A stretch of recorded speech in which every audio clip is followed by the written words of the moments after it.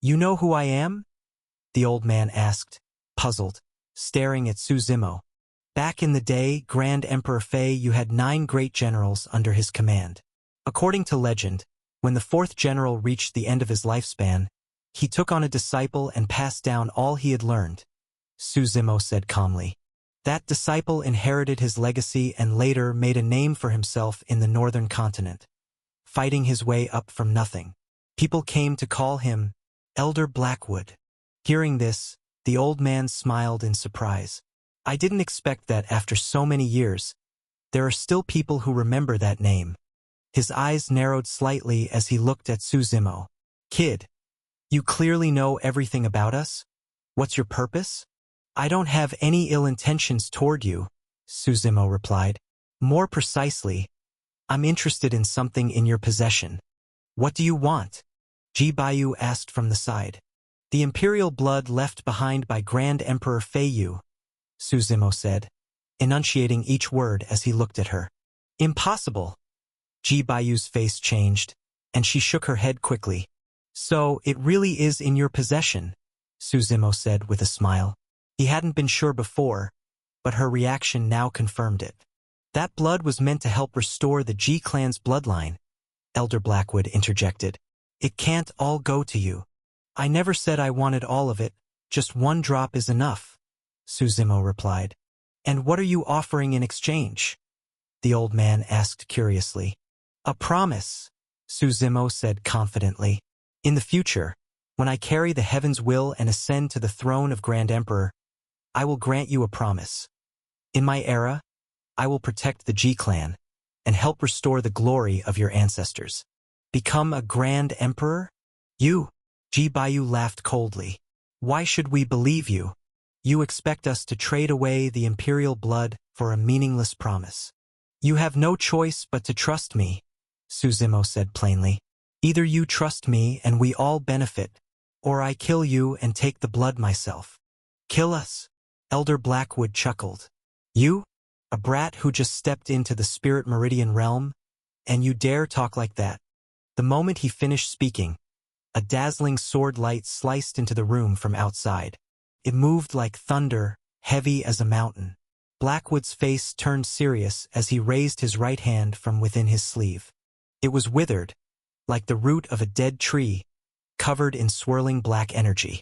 A cold gleam flashed in his eyes as he caught the incoming sword light with one hand, then crushed it, dissolving it into black mist. Vast Sky entered the room, long sword on his back, chuckling. Quite the crowd in here, he said casually. Blackwood's expression darkened as he stared at him.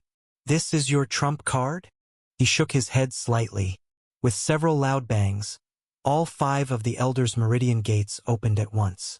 He, too, was a cultivator at the True Meridian realm.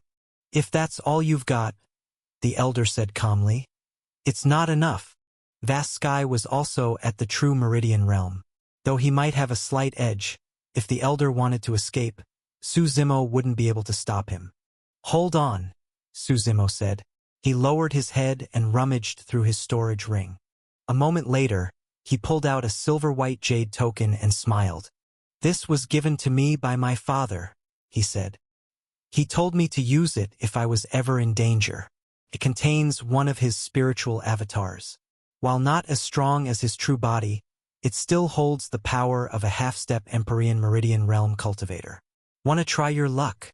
This jade token had been given to Su Zimo long ago by his father, Su Qingshan, out of concern for his safety. Su Zimo wasn't lying. The avatar inside truly held the power of a half-step Empyrean Meridian cultivator. But the jade token was incredibly precious. Su Zimo preferred not to use it unless absolutely necessary. To create it, Su Qingshan had split a part of his own soul and infused it into the jade. He had paid a heavy price and spent an entire year recovering. Elder Blackwood studied the jade token. Its surface was etched with intricate, obscure patterns that even he, an expert at the True Meridian realm, could not decipher. He was silent for a long time before finally saying, "Fine, I'll give you a drop of the imperial blood.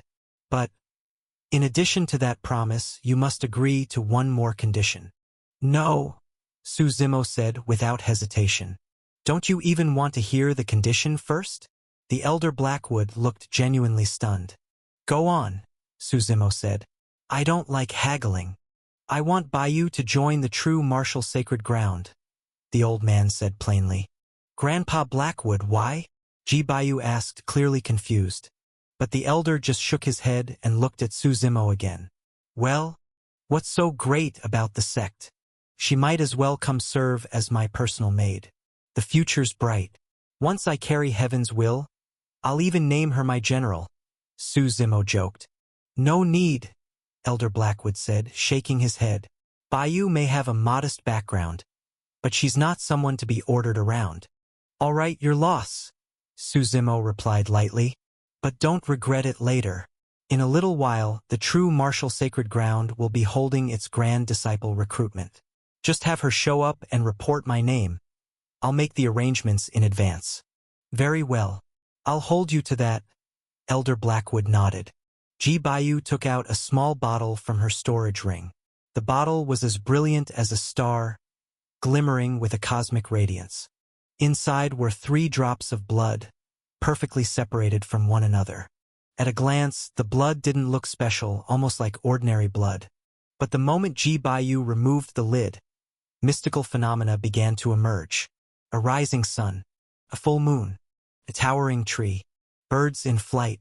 One by one, visions appeared around the bottle's mouth, vivid and powerful. This single drop of imperial blood weighs 5,000 kilograms. Ordinary containers can't hold it. It has to be stored in a StarCloud bottle, Ji Bayou explained. She pulled out a new bottle from her storage ring and carefully poured 1 drop of the imperial blood into it, reluctantly handing it to Su Zimo. Su Zimo took the StarCloud bottle, inspected it briefly, then tucked it away with a satisfied smile. If there's nothing else, young master, please leave now, Ji Bayou said quietly. I'm feeling a bit tired. Didn't you just say I had a unique, nonconformist charm? Su Zimo chuckled. And now you're turning your nose up at me? How women. It's just that knowing someone's face doesn't mean you know their heart, Ji Bayou replied coldly. Then maybe we should take the time to get to know each other better, Su Zimo said, grinning at Ji Bayou's clearly irritated expression as he left with Vast Sky. As Su Zimo's back disappeared from view, Ji Bayou clenched her fists and turned to Elder Blackwood. Grandpa Blackwood, do you really believe he can carry the heaven's will? Becoming a Grand Emperor means being the strongest of an entire era. It's not something just anyone can do. The old man shook his head. Then why give him the imperial blood? She asked, confused. If he had activated that jade token earlier, I might have barely escaped with my life, but you would be dead, Elder Blackwood said with a sigh. Don't be fooled by that cheerful attitude. I can see it in his eyes. This man is absolutely capable of killing when needed. He would have killed you without hesitation to take the imperial blood. Despicable, Ji Bayou muttered, glaring in the direction Su Zimo had gone. Meanwhile, on the street, Vast Sky asked curiously, so that really was the imperial blood? Want to drink it and find out? 1 drop and you could become an immortal, Su Zimo said with a laugh. Not interested, Vast Sky replied coolly. Even if it's powerful, it's still external help. My path in sword cultivation must be carved by my own hands. When they got downstairs, they saw Lin Ruhu and Guan Jinhai still in the private room. Guan Jinhai had a girl in each arm, laughing and having the time of his life. Lin Ruhu, meanwhile, was completely focused on the food, devouring dishes like a man on a mission, paying no attention to the women around him. Senior brother Guan, enjoy yourself. We're heading back first, Su Zimo said with a smile. So soon, junior brother Su? Guan Jinhai said with a wink, casting him a teasing look. You need to take care of yourself, you know. Don't overdo it. Bad kidneys are no joke. Get lost, Su Zimo said with a laugh and left with the others. Back at the Chong clan estate, the clan head Chong Tianxiong was deep in thought after hearing his son Chong Wei's report. He was a burly man in a pale blue robe, embroidered with clouds along the collar and cuffs. His face was rugged, but his mind was sharp. Stroking his thick beard, he asked. Did that disciple say anything about his background? No, Chang Wei shook his head. He's probably just another useless brother of that loser Guan Jinhai. Birds of a feather, as they say. Don't be careless, Chang Tianxiong said seriously. If he's just an ordinary inner court disciple, we have some influence in the true martial sacred ground. But if he's one of the elite inner disciples, or even a core disciple, then this could get messy. What should we do? Chang Wei asked nervously. I just wanted to impress the third prince by reserving Bright Moon Tower for him. Has our man from the sect branch reported back yet? Chang Tianxiong asked. Guan Jinhai's benefited plenty from us over the years. He owes us. They were kicked out, Chang Wei replied. Didn't even get to see Guan Jinhai. Then we wait, Chang Tianxiong said, voice cold. Let's see what kind of beast or demon this person really is, and try to let the third prince hear about this. If we can drag the royal family into this, all the better. I understand, Chang Wei nodded. Later that afternoon, Chang Wei was publicly punished, beaten with 100 heavy strikes in front of the clan elders and clansmen. The story spread quickly. Chang Wei had clashed with a disciple from the true martial sacred ground while preparing to host the third prince at Bright Moon Tower. Rumors swept through the entire Chang clan. As night fell and a crescent moon hung in the sky, in a side room in the back of the Chang estate, a young man and an old man stood by the window. The young man was strikingly handsome, dressed in a blue and white robe, radiating natural authority, like someone born to rule. The old man was quiet and nearly invisible. If you didn't look carefully, you might miss him entirely. He wore a plain gray robe, his gaze deep as a black hole. His hair was mostly black but streaked with white, giving him the air of someone near the twilight of life. What do you make of the rumors outside, Your Highness? The old man asked. The Chang clan stirred up trouble with the true martial sacred ground, and now they want to drag me into it, the youth said with a chuckle. But the sect's disciples are seriously arrogant. Please be cautious, Your Highness, the old man quickly warned. Some things are not ours to comment on. Is the true martial sacred ground really that powerful? The prince asked skeptically. He was the third prince of the Violet Sun Empire, one of the two great empires in the western region. His father was an Imperial Meridian Realm powerhouse, and the empire had close to 100 Paragon Meridian Realm experts, with countless desolate Meridian cultivators. Yet the true martial sacred ground towered over them like a mountain, and everyone bowed before it. The prince found that hard to accept. Your Highness, even if the emperor himself came, he would still show deference to the sect, the old man said gravely. Do you know how the An clan came to rule the empire? Wasn't it through generations of conquest and strength? The prince asked. The Violet Sun Empire has existed for nearly 10,000 years. Many dynasties have come and gone. The last ruling clan wasn't even surnamed An. They grew arrogant and began resisting the orders of the true martial sacred ground, the old man said, shaking his head. Then one day an old man walked out of the sect. Within a single day, the ruling family, all its relatives, and anyone connected to them, were wiped off the face of the earth. Not a single trace was left. Only after your clan passed the sex test were you allowed to take the throne. So remember, power, empire, royalty, none of that means anything in front of absolute strength. I understand, the prince nodded. I don't want to clash with the true martial sacred ground either. But I've come all the way here to the Chang clan as part of the succession struggle between me and my brothers. The Chang clan has been dragging their feet on supporting me. If we help them deal with this matter, maybe we can win them over as allies. Let's see who shows up tomorrow first, the old man said after a pause. If it's just an ordinary disciple, we can handle it. But if it's a true disciple, then even we can't interfere. After returning to the sect branch, Su Zimo began his training. Night fell like a giant beast devouring the world. A bright moon hung in the sky. The moon climbs to the treetop. Su Zimo was now cultivating the silencing technique, the secret art of Grand Emperor Sandao. When mastered, it would generate a force called Annihilation Force inside the body. He had trained in this technique in his previous life, so everything came naturally to him like second nature, posed no difficulty at all. His main focus now was still on developing his personal cultivation method, the Grand Freedom Sovereign Codex. In his past life, this technique had only been developed up to the God Meridian realm before it hit a wall. But after being reborn, he now had a deeper understanding of both the future and the past. Su Zimo believed it wouldn't be long before he could push the technique beyond the God Meridian realm. The night passed quietly. Early the next morning, Su Zimo rose at dawn. At the moment, his only meridian skill was the sword drawing technique. But he was confident. His drawing speed was now so fast that even cultivators at the Meridian Forging or True Meridian realm would struggle to react. Still, he knew that wasn't enough. Speed had no ceiling. He also realized that he could infuse his annihilation force into the sword drawing technique, increasing both speed and power.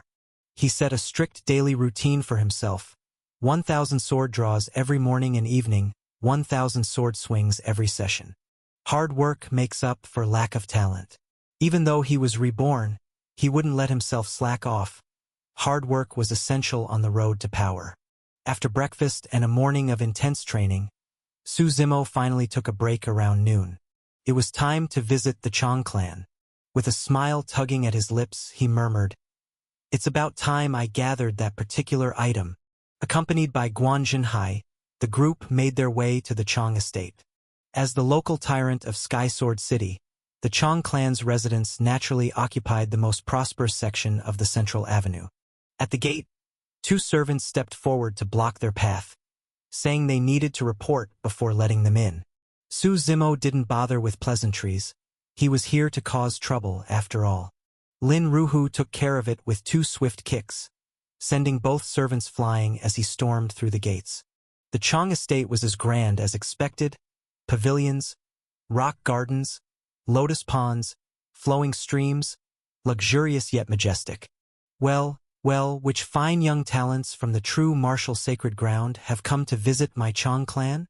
Chang Tianxiong, dressed in a flowing blue robe and exuding a powerful presence, walked out laughing heartily. Behind him were 5 Chang clan elders and a host of clan members. Elite inner court disciple of the true martial sacred ground, Feng Buyu, Feng said coolly, showing his identity token. Chang Tianxiong's heart sank. Elite inner court disciples were typically true Meridian realm powerhouses, matching the strongest experts of his family. And he could tell that Feng Buyu wasn't even the leader. The one at the center of it all was the purple-robed youth standing at the front. "This is beyond what I anticipated." Chang Tianxiong frowned slightly. The identity of their visitor was far higher than expected. "Have these young heroes come because of my disappointing son?" he asked, pausing, then waved his hand. Chang Wei was dragged out, tied up like a criminal. Chang Tianxiong raised his voice with conviction. "My Chang clan has always followed the true martial sacred ground's guidance and upheld its authority with absolute loyalty. If my son has truly offended these esteemed talents in any way, we will not shield him. Today I hand him over to you, do as you see fit. We will have no complaints." Su Zimo watched this well-rehearsed performance with a smile, thinking to himself, as expected, he's the same as in my last life, a true schemer.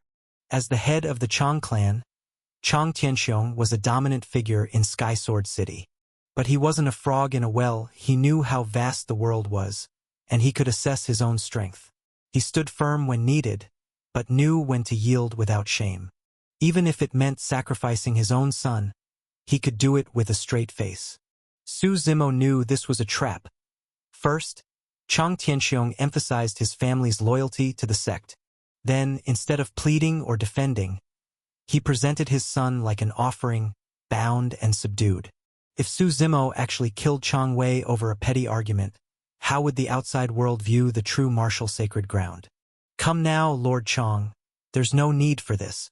Young people can be hot-headed, conflict happens. No one's still holding a grudge. Yesterday's events? I've already forgotten them," Su Zimo said with a smile. "I'm only here today because Senior Brother Guan mentioned how much your family contributed to the city's prosperity. So I thought I'd come pay my respects." Su Zimo had originally planned to stir up trouble directly. But he changed his mind. Chang Tianxiong wasn't some reckless idiot who'd try to fight him without thinking. That kind of approach wouldn't work here. As a professional villain, Su Zimo knew that if he wanted to get what he came for, it had to be on terms others would willingly accept. Young heroes like you have far broader minds than my foolish son, Chang Tianxiong said sternly, giving Chang Wei a hard kick to the ground. What are you still standing here for? Get to the back courtyard and reflect on your behavior. Don't ruin our guest's mood. Yes, yes, Chang Wei stammered, nodding frantically as the servants helped him away. He knew his father was protecting him, trying to end this matter before it escalated. You've come all this way. How could we let you remain standing out here? Please, come in. We've already prepared food and drink, Chang Tianxiong said with a smile. Su Zimo nodded with a laugh and entered with Lin Ruhu and the others. Chang Tianxiong's gaze deepened, his brows furrowing in thought. The moment Su Zimo forgave Chang Wei, he knew something was off. Su Zimo hadn't come for the son. Or perhaps, his visit to Skysword City had always been aimed at the Chang clan from the very start. Even without the conflict, he would have come. The question was, why? What had the Chang clan done to offend him? Or was there something here that he wanted? He thought for a moment and started to piece together the general idea behind Su Zimo's actions. At the banquet, Chang Tianxiong tried to probe with small talk, but Su Zimo only smiled and focused on eating, never once mentioning his true purpose. Finally, after 5 rounds of wine and nearly finishing the meal, Su Zimo smiled and said, I heard from others that the Chang clan's ancestors were once just humble villagers from a small mountain village. It was only after some fateful opportunity that they began cultivating and eventually built the Chang clan's current prestige.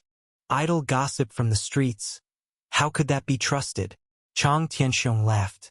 But I heard, Su Zimo said with a faint smile, that your ancestor didn't just obtain a few cultivation methods. Chang Tianxiong, who was lifting his wine cup, suddenly paused. He forced a laugh. Rumors always grow more exaggerated the more they're passed around. Not worth believing. I heard your ancestor also obtained a divine pearl, Su Zimo said lightly. Since I dared to bring it up, I must have my reasons. At those words, Chang Tianxiong's mind snapped into clarity. Su Zimo had come for the pearl. But that was something from centuries ago. How could he possibly know? Only the head of each generation of the Chang clan was privy to that secret. Their ancestor had left behind a clan edict stating that hundreds of years later, a destined one would appear. When that day came, the Chang clan was to hand over the pearl to him and pledge their allegiance. That person would one day ascend to the throne of Grand Emperor, and the Chang clan would rise to glory under his era. But Chang Tianxiong wasn't sure whether Su Zimo was really that destined one. In fact, he had a gut feeling that he wasn't. What is this pearl that young Master Su speaks of? I truly have no idea, Chang Tianxiong replied, shaking his head. There's no need to be so stubborn, Lord Chang, Su Zimo said with a chuckle. The pearl may be a fine treasure, but only if you're lucky enough to keep it. You don't want to risk your clan's entire foundation over something so trivial. What's the meaning of this, young man? The Grand Elder of the Chang clan snapped.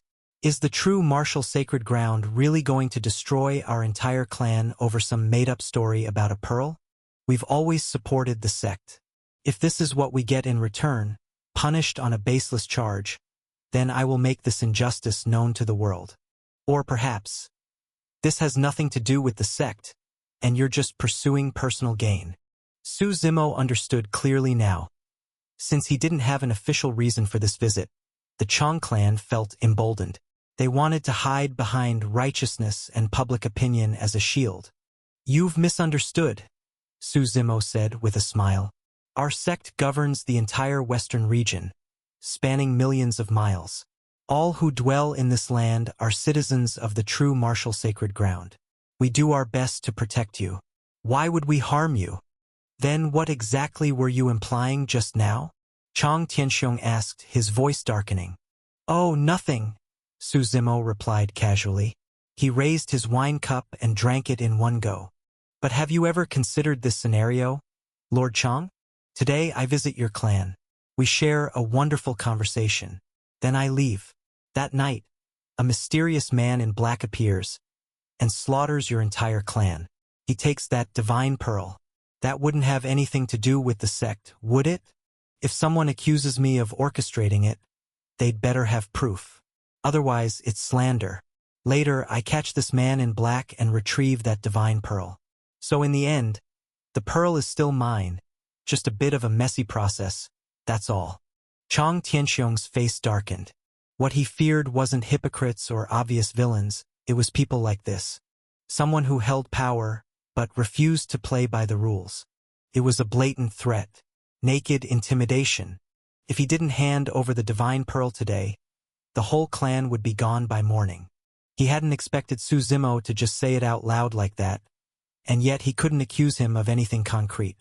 A man who would stop at nothing and was shamelessly confident about it. That was the impression Chang Tianxiong now had of Su Zimo. "What are you saying, young Master Su?" Chang Tianxiong asked, face stiff with tension. "Oh, nothing at all," Su Zimo said as he stood up, smiling. "Thanks for the hospitality. I'm full, it's time to go."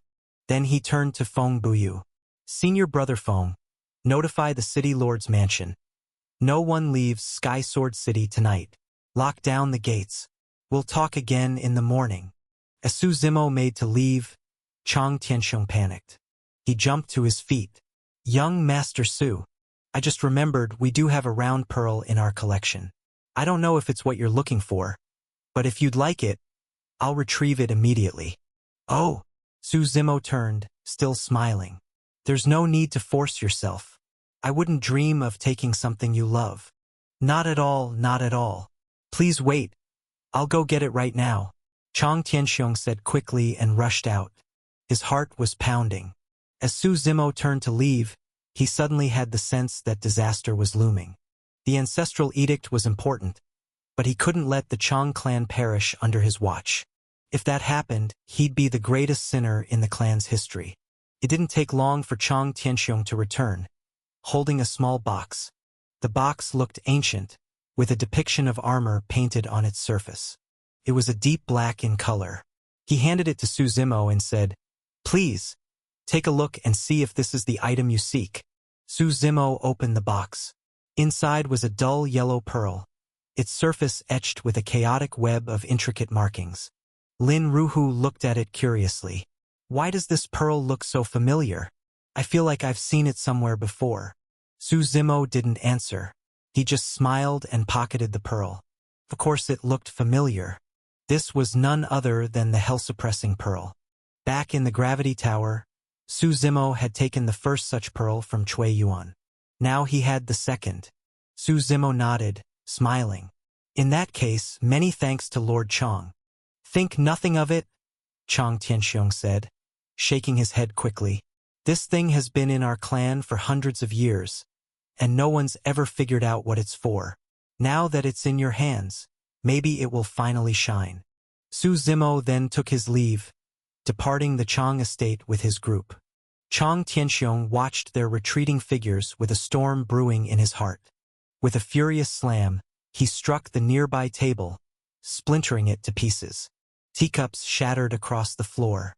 His face was dark and grim. Leaving the Chang estate, Su Zimo was in excellent spirits. This item was vital to him, and he was now that much closer to completing the set. He turned to Dark 13 and said calmly, "By the time the sun rises tomorrow, I don't want to see the Chang clan standing." Everyone around him froze in shock. Junior brother Su, Guan Jinhai hesitated. "Didn't they already give you the pearl? Why exterminate the entire Chang clan?" "They gave it to me, yes. But when did I ever say that just because they handed over the divine pearl, I wouldn't wipe out their whole clan?" Su Zimo asked in return. Guan Jinhai was stunned. "Now that you mention it, you actually never said that." "There you go," Su Zimo replied. "Even if I had said it, so what? Can't I just change my mind now? Who's going to stop me?" "Fair. Fair." Guan Jinhai nodded awkwardly after a moment of stunned silence. Everyone nearby felt their worldview had just been shattered.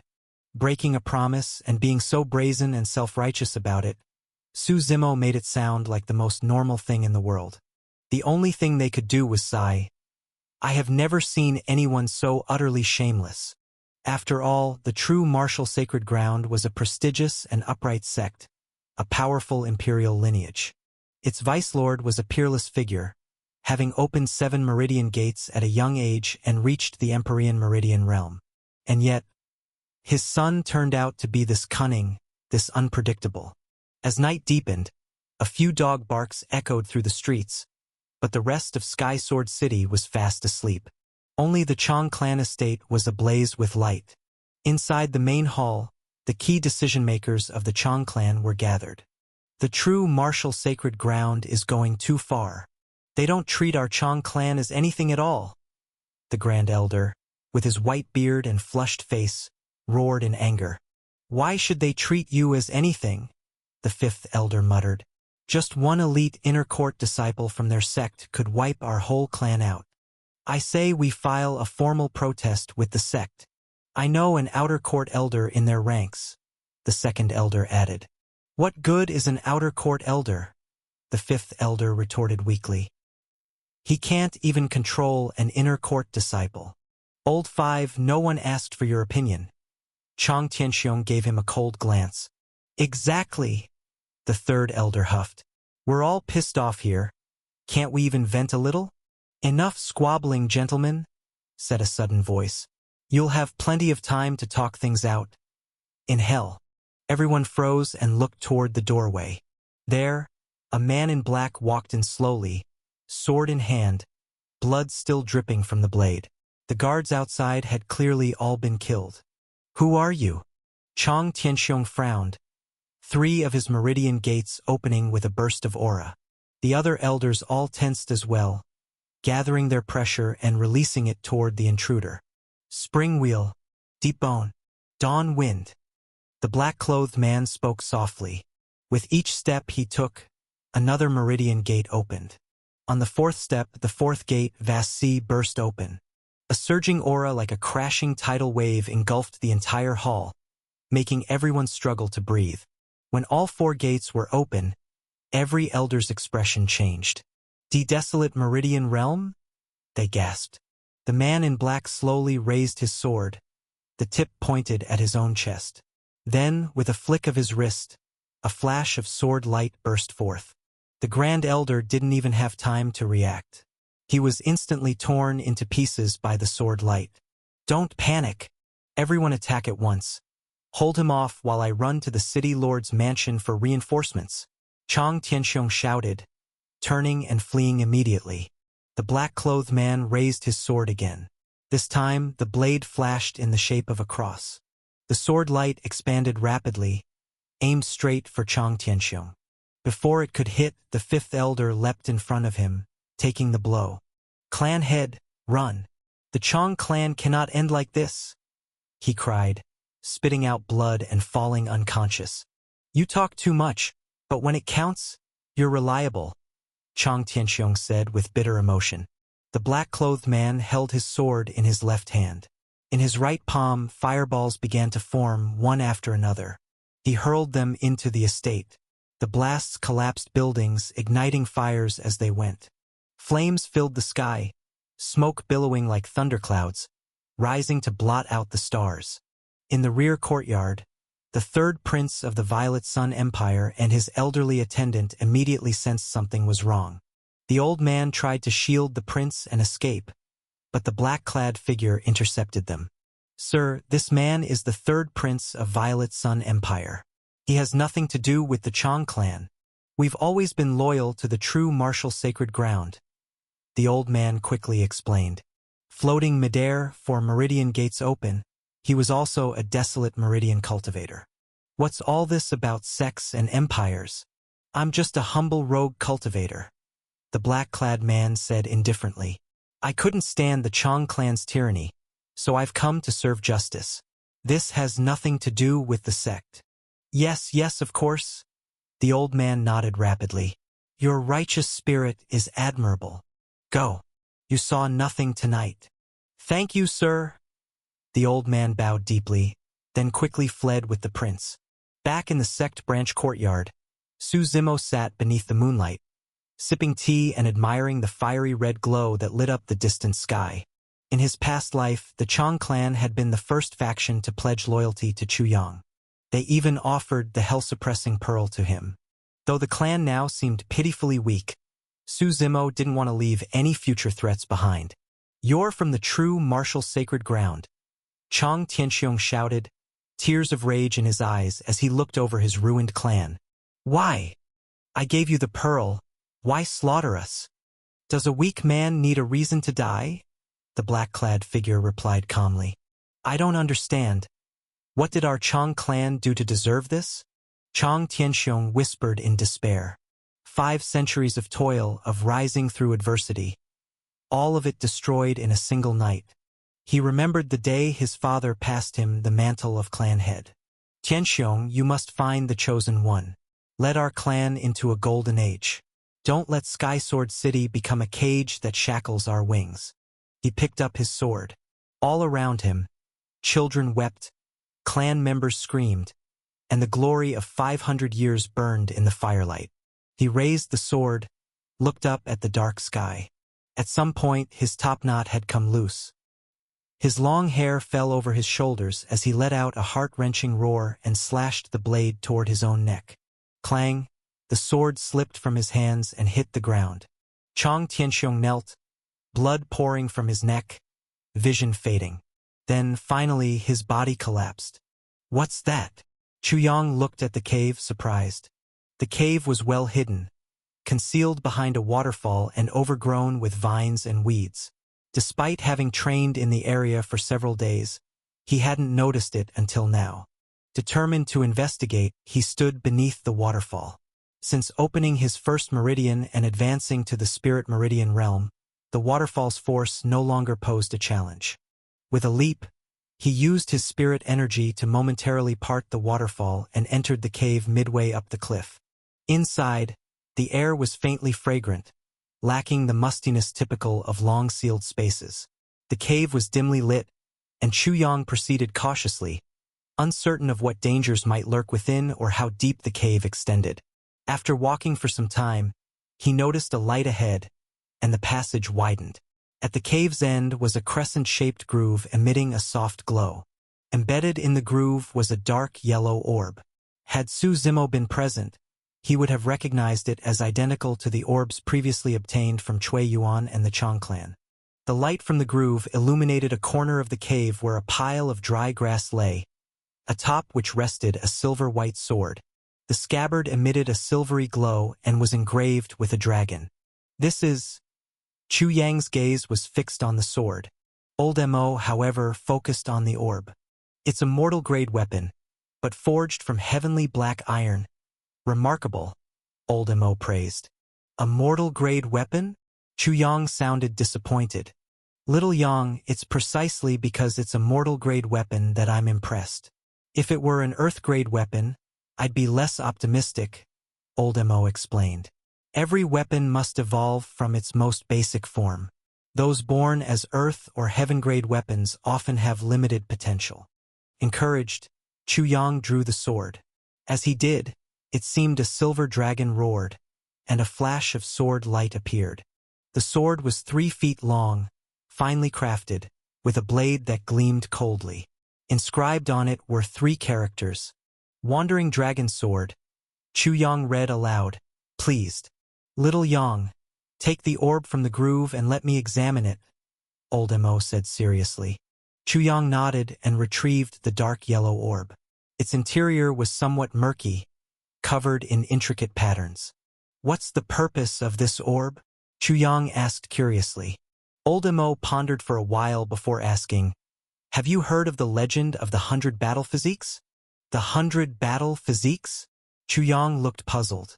Our current era has undergone 3 ages, the present imperial era, the preceding desolate era, and the even older legendary era, Old Mo explained. Legend has it that, in the legendary era, at the dawn of time, 100 battle physiques descended upon the world. Anyone who could merge with a battle physique would experience a fundamental transformation, gaining extraordinary talent and immense power. That powerful? How does one acquire a battle physique? Chu Yang asked, astonished.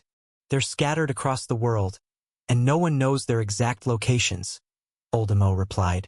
Even the lowest-ranked battle physique is highly sought after by emperors. To date, over 70 have been discovered, but more than 20 remain elusive, attracting countless seekers. Curiously, while most have left traces, the top 3 battle physiques remain completely unaccounted for. Some doubt their existence, while others believe they will only appear together, heralding a glorious new era. Do you know where to find a battle physique? Chu Yang inquired. I don't, Oldemo admitted. But I once read an ancient text from the legendary era stating that the top 3 battle physiques differ from the rest. While others are whole, each of the top 3 is divided into 3 parts, scattered across the world. Only by gathering all 3 parts can one merge with the physique. Are you suggesting this orb is one part of one of the top 3 battle physiques? Chu Yang asked. The top 3 are the Hell-Suppressing Deity Physique, the Army Breaker Imperial Physique, and the Scarlet Flame Imperial Physique. Oldemo nodded. But I can't determine which one this orb belongs to. I'll keep it safe. Maybe I'll find the other parts someday, Chu Yang said excitedly. At that moment, footsteps echoed from outside. Who's there? Chu Yang called out, drawing his sword and turning toward the cave entrance. A man in black entered slowly, looking at Chu Yang and saying, Hand it over. Hand over what? Chu Yang stepped back, confused. He sensed the man's overwhelming aura, far beyond his own spirit meridian realm capabilities. Insect, the man sneered, his sword flashing. Before Chu Yang could react, he felt a sharp pain in his chest as blood flowed, staining his clothes. Who are you? Chu Yang demanded, enduring the pain. He hadn't expected to be targeted immediately after his discovery. The man remained silent, advancing step by step. Had it not been for Su Zimo's orders, Dark 13 would have killed Chu Yang with that strike. Days earlier, upon receiving Su Zimo's command, Dark 13 had rushed to Sunshine Village. He had remained hidden, observing Chu Yang without alerting him. When Chu Yang discovered the cave behind the waterfall, Dark 13 knew his mission was nearing completion. Su Zimo sought to collect the 3 hell-suppressing orbs, components of the hell-suppressing deity physique. In his previous life, Chu Yang had assembled the hell-suppressing deity physique, his greatest asset. Based on past experience, Su Zimo knew of 2 orb locations, one with the Chong clan and another in Sunshine Village. The 3rd orb's location remained unknown. Unexpectedly, Su Zimo had obtained the unknown orb from Cui Yuan. With the Chong family's orb and the one from Cui Yuan, only the Sunshine Village's orb remained. Uncertain of its exact location in the village, Su Zimo had instructed Dark 13 to shadow Chu Yang, confident that Chu Yang's destiny would lead him to it. Once Chu Yang found it, Dark 13 would seize it. What's that? Chu Yang looked at the cave, surprised. The cave was well hidden, concealed behind a waterfall and overgrown with vines and weeds. Despite having trained in the area for several days, he hadn't noticed it until now. Determined to investigate, he stood beneath the waterfall. Since opening his first meridian and advancing to the spirit meridian realm, the waterfall's force no longer posed a challenge. With a leap, he used his spirit energy to momentarily part the waterfall and entered the cave midway up the cliff. Inside, the air was faintly fragrant, lacking the mustiness typical of long-sealed spaces. The cave was dimly lit, and Chu Yang proceeded cautiously, uncertain of what dangers might lurk within or how deep the cave extended. After walking for some time, he noticed a light ahead, and the passage widened. At the cave's end was a crescent-shaped groove emitting a soft glow. Embedded in the groove was a dark yellow orb. Had Su Zimo been present, he would have recognized it as identical to the orbs previously obtained from Cui Yuan and the Chong clan. The light from the groove illuminated a corner of the cave where a pile of dry grass lay, atop which rested a silver-white sword. The scabbard emitted a silvery glow and was engraved with a dragon. This is... Chu Yang's gaze was fixed on the sword. Old Mo, however, focused on the orb. It's a mortal-grade weapon, but forged from heavenly black iron. Remarkable, Old Mo praised. A mortal-grade weapon? Chu Yang sounded disappointed. Little Yang, it's precisely because it's a mortal-grade weapon that I'm impressed. If it were an earth-grade weapon, I'd be less optimistic, Old Mo explained. Every weapon must evolve from its most basic form. Those born as earth or heaven-grade weapons often have limited potential. Encouraged, Chu Yang drew the sword. As he did, it seemed a silver dragon roared, and a flash of sword light appeared. The sword was 3 feet long, finely crafted, with a blade that gleamed coldly. Inscribed on it were 3 characters. Wandering Dragon Sword. Chu Yang read aloud, pleased. Little Yang, take the orb from the groove and let me examine it, Old Mo said seriously. Chu Yang nodded and retrieved the dark yellow orb. Its interior was somewhat murky, covered in intricate patterns. What's the purpose of this orb? Chu Yang asked curiously.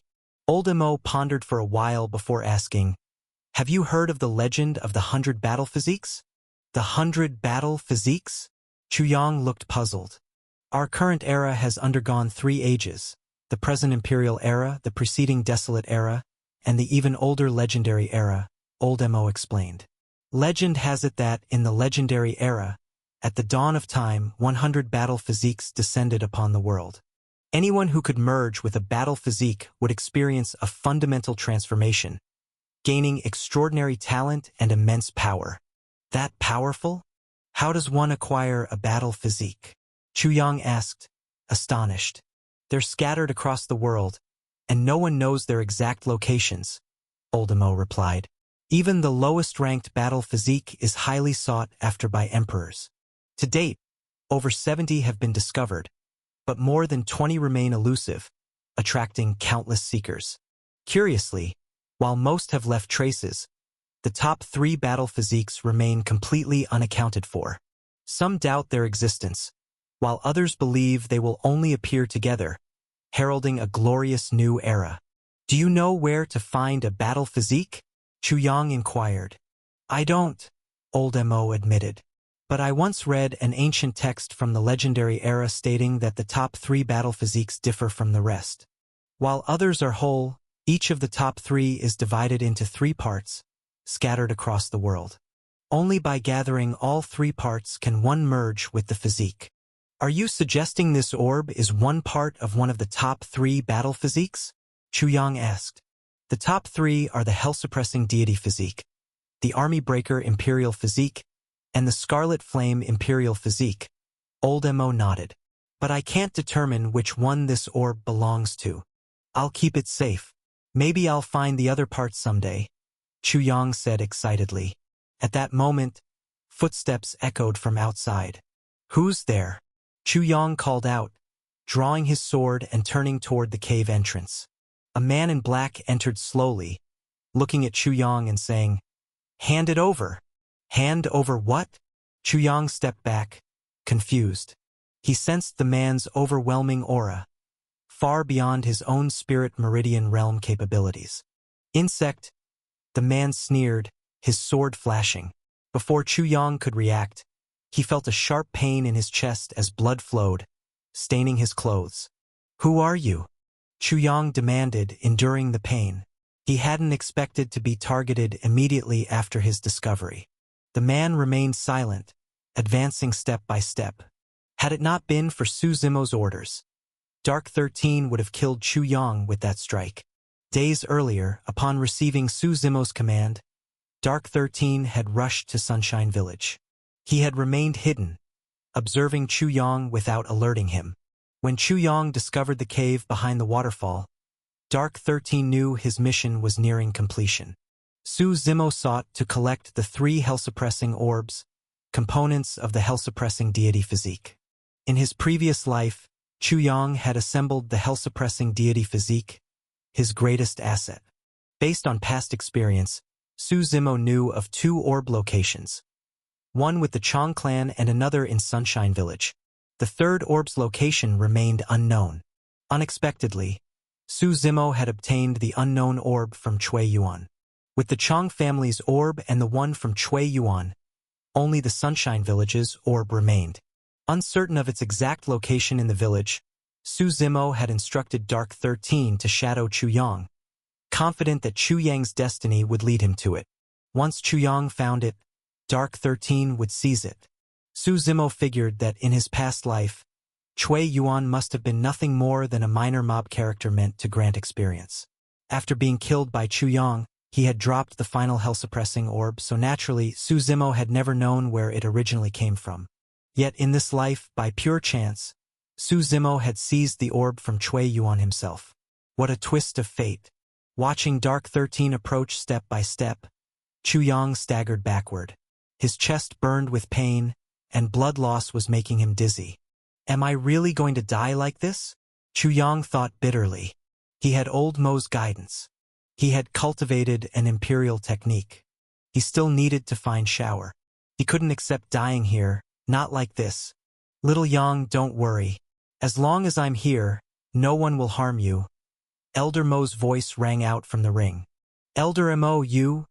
Chu Yang looked at the ring in confusion. A spectral image of an elderly man slowly emerged from within the ring. The moment the old man appeared, it was as if all of heaven and earth fell silent. Sun and moon shifted. Reincarnation never ceased. An invisible force surged from the elder's body. He stood with his hands behind his back, white hair at his temples, dressed in a long green robe. With a deep sigh, he radiated an ancient and domineering aura. Slowly, he raised his right hand, as though time and space themselves came to a halt. What is this? Dark 13 stared warily at the old figure.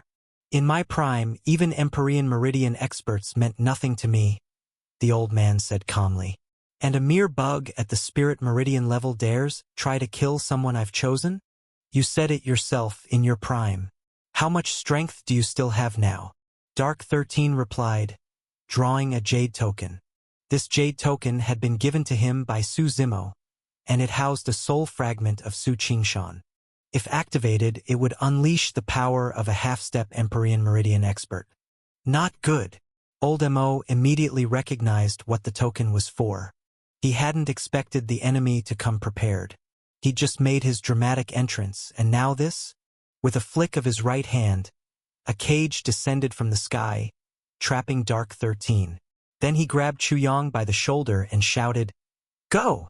The cage wasn't strong enough to hold Dark 13 for long, but Old Mo had just expended every last drop of his stored strength to buy enough time to escape with Chu Yang. In a dense forest, Old Mo finally set Chu Yang down. His projection was already dim and nearly dissipated. Elder Mo, are you okay? Chu Yang asked anxiously. I'm fine, don't worry, Elder Mo said with a tired smile. I just overused my soul power. I'll need time to recover. If you find any herbs that nourish the soul in the future, keep an eye out for me. With that, Old Mo returned to the ring. Chu Yang nodded and exhaled deeply. The bleeding from his chest had stopped, but his head still ached. He leaned against a large tree, hoping to rest a bit. Suddenly, footsteps approached again. Chu Yang tensed. Could it be the black-clad man returning? Looking up, he saw a man dressed in white with a sword strapped to his back. The man smiled calmly as he walked forward.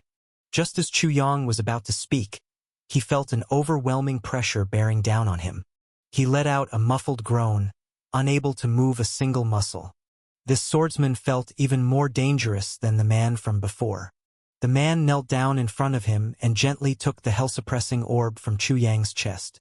Who are you? Chu Yang demanded, staring with burning eyes. 10-mile vast sky. The man replied with a smile and turned to leave. As soon as the swordsman left, Chu Yang's body loosened and he gasped for breath. Elder Mo? He called out tentatively. That man is incredibly strong. I didn't dare reveal myself. At least Paragon Meridian Realm, Old Mo said gravely. Why do I feel like I'm just a pawn in someone else's game? Chu Yang muttered. Like an invisible hand is controlling everything. Don't overthink it. Focus on cultivating, old Mo said. You're still too weak. One day, when you're strong enough, you can get everything back. It's just a pity about the orb. Chu Yong nodded firmly, eyes burning with determination. Su Zimo took the final hell-suppressing orb from Vast Sky, holding back his delight. Not bad. Good work. Why didn't you let me kill him? Vast Sky asked. Don't you think a world with no worthy opponent is a lonely one? Su Zimo smiled. I want to give him hope, then rip it away again and again. That's what makes it fun. What about what you promised me? Chong Kong asked. Su Zimo handed him 2 technique manuals. Heavenly Chant Sword Art and 3 Talents Sword Formation. Relax. I always keep my word, Su Zimo said with a grin. Chong Kong said nothing, but inwardly he realized being friends with Su Zimo was a lot better than being his enemy. The next morning, the group left Sky Sword City. Before leaving, Su Zimo gave Guan Jinhai a warning. Some things should be kept in check. I understand. Guan Jinhai nodded quickly. He knew Su Zimo was referring to how he'd abused the true martial sacred grounds name to make deals with the Chong clan. But Su Zimo didn't press the issue. He knew this world wasn't black and white. There were no absolute saints or complete villains. As long as things stayed within the bounds of the game, it was tolerable. These few days marked the liveliest time for true martial sacred ground. The gates of the sect were opening, and new disciples were being recruited. Across the vast lands of the eastern continent's western region, countless youths were sharpening their swords, eager to join the sacred sect revered in every heart. Even surrounding minor sects wanted to send their most talented disciples to true martial, for it offered a broader world, better opportunities, and superior resources. At the entrance to the sect stood 188 stone steps. Any aspiring disciple had to climb them. This was the first test. The first 100 steps had double gravity. The middle 80 steps had 5 times gravity. The final 8 steps bore 10-fold gravity. This trial tested only one thing: willpower. It had nothing to do with raw strength. Gravity never changed. Only those who could climb all 188 steps by their own resolve would pass. Su Zimo returned to the true martial sacred ground alone. Vast Sky did not accompany him. The latter was tasked with establishing an intelligence network for Su Zimo, one that might not be formidable in strength but would excel in delivering timely and accurate information. The goal was for this network to span the entire primordial heartlands, ensuring Su Zimo remained informed about major events across the land. This endeavor was not something achievable overnight, but Su Zimo was patient and well-funded. The spoils he acquired from annihilating the Chong clan alone, a culmination of 5 centuries of wealth, were more than sufficient to support this venture for a considerable time. Upon returning to South Goose Mountain, Su Zimo ascended to its summit alone. The mountaintop was windswept and desolate, with jagged rocks, treacherous paths, and overgrown weeds. There, he slowly retrieved the 3 hell-suppressing orbs, his hair tousled by the breeze. The hell-suppressing deity physique, the greatest battle physique of all time, Su Zimo mused, acknowledging that even he did not fully comprehend its secrets. In his past life, he had only witnessed Chu Yong wielding it, leaving him with feelings of regret and envy. He gently channeled spiritual energy into the 3 pearls. Suddenly, the sky darkened as thick clouds gathered, lightning flashed, and thunder roared, creating an oppressive atmosphere. Lightning bolts darted through the clouds like silver dragons, and the thunderous noise suggested the heavens themselves might collapse. From each pearl emerged a glowing orb, forming a triangular formation, intertwining with one another. The storm intensified, the sky seemingly enraged. Yet no rain fell, only a dampness permeated the air. Abruptly, the 3 orbs radiated intense light, and a skeletal figure emerged.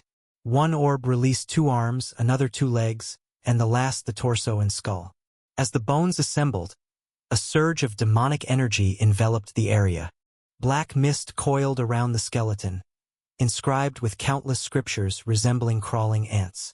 The skeleton's eye sockets emitted pure black energy. It mechanically turned its head and lunged at Su Zimo. Reacting swiftly, Su Zimo produced the imperial blood of Grand Emperor Feiyu and dripped it onto the skeleton. The bones trembled violently before transforming into a stream of light that merged into Su Zimo's body. An excruciating pain, as if his very bones were being restructured, coursed through him, nearly causing him to lose consciousness. His heartbeat accelerated, and his blood began to darken. Despite the agony, his mind remained unusually clear, devoid of distractions. His hair turned fiery red, resembling an explosive mane, and his face became etched with purple and black patterns pulsating with energy. Black mist emanated from his body as he knelt, gritting his teeth to endure the transformation. In a distant region of the primordial heartlands, an area perpetually shrouded in baleful energy where sunlight could not penetrate, a massive pillar stood at the center. This pillar, dormant for centuries, began to shed its dust-covered fragments as red light flickered across its surface. In this long silent land, a voice finally spoke. The sky-piercing halberd senses its master's power. The infernal lord has resurrected. Where is he? Should we seek him out? We cannot know his location. It's precisely because no one knows that he can grow and survive safely. One day he will reign here again. We need only wait patiently. But the path to the primordial demon cave is sealed. Ordinary beings cannot enter. The infernal lord is no ordinary being, a gentle female voice replied. He will heed the call of the sky-piercing halberd, as if listening to a distant battle hymn, singing softly as he walks toward his weapon. Nothing can stop him, for he is the most powerful being in existence. Nearby, someone laughed maniacally, their voice filled with madness and excitement. Infernal Lord, welcome back. As the hell-suppressing deity physique integrated, Su Zimo's second meridian gate opened. The activation of the Deep Bone Gate signified his advancement to the meridian forging realm. His cultivation level continued to rise, bolstered by the power of the God Meridian realm within him. Upon reaching the 9th level, Su Zimo exhaled deeply. What astonished him more was his transformed state, fiery red hair and a face adorned with purple-black patterns. In that moment, he felt like a descending demon god, wielding unimaginable power. Is this the power of the hell-suppressing deity physique? Su Zimo wondered. He recalled seeing Chuyang utilize it in his previous life, yet their forms differed. Perhaps each individual has their unique path, making such variations normal.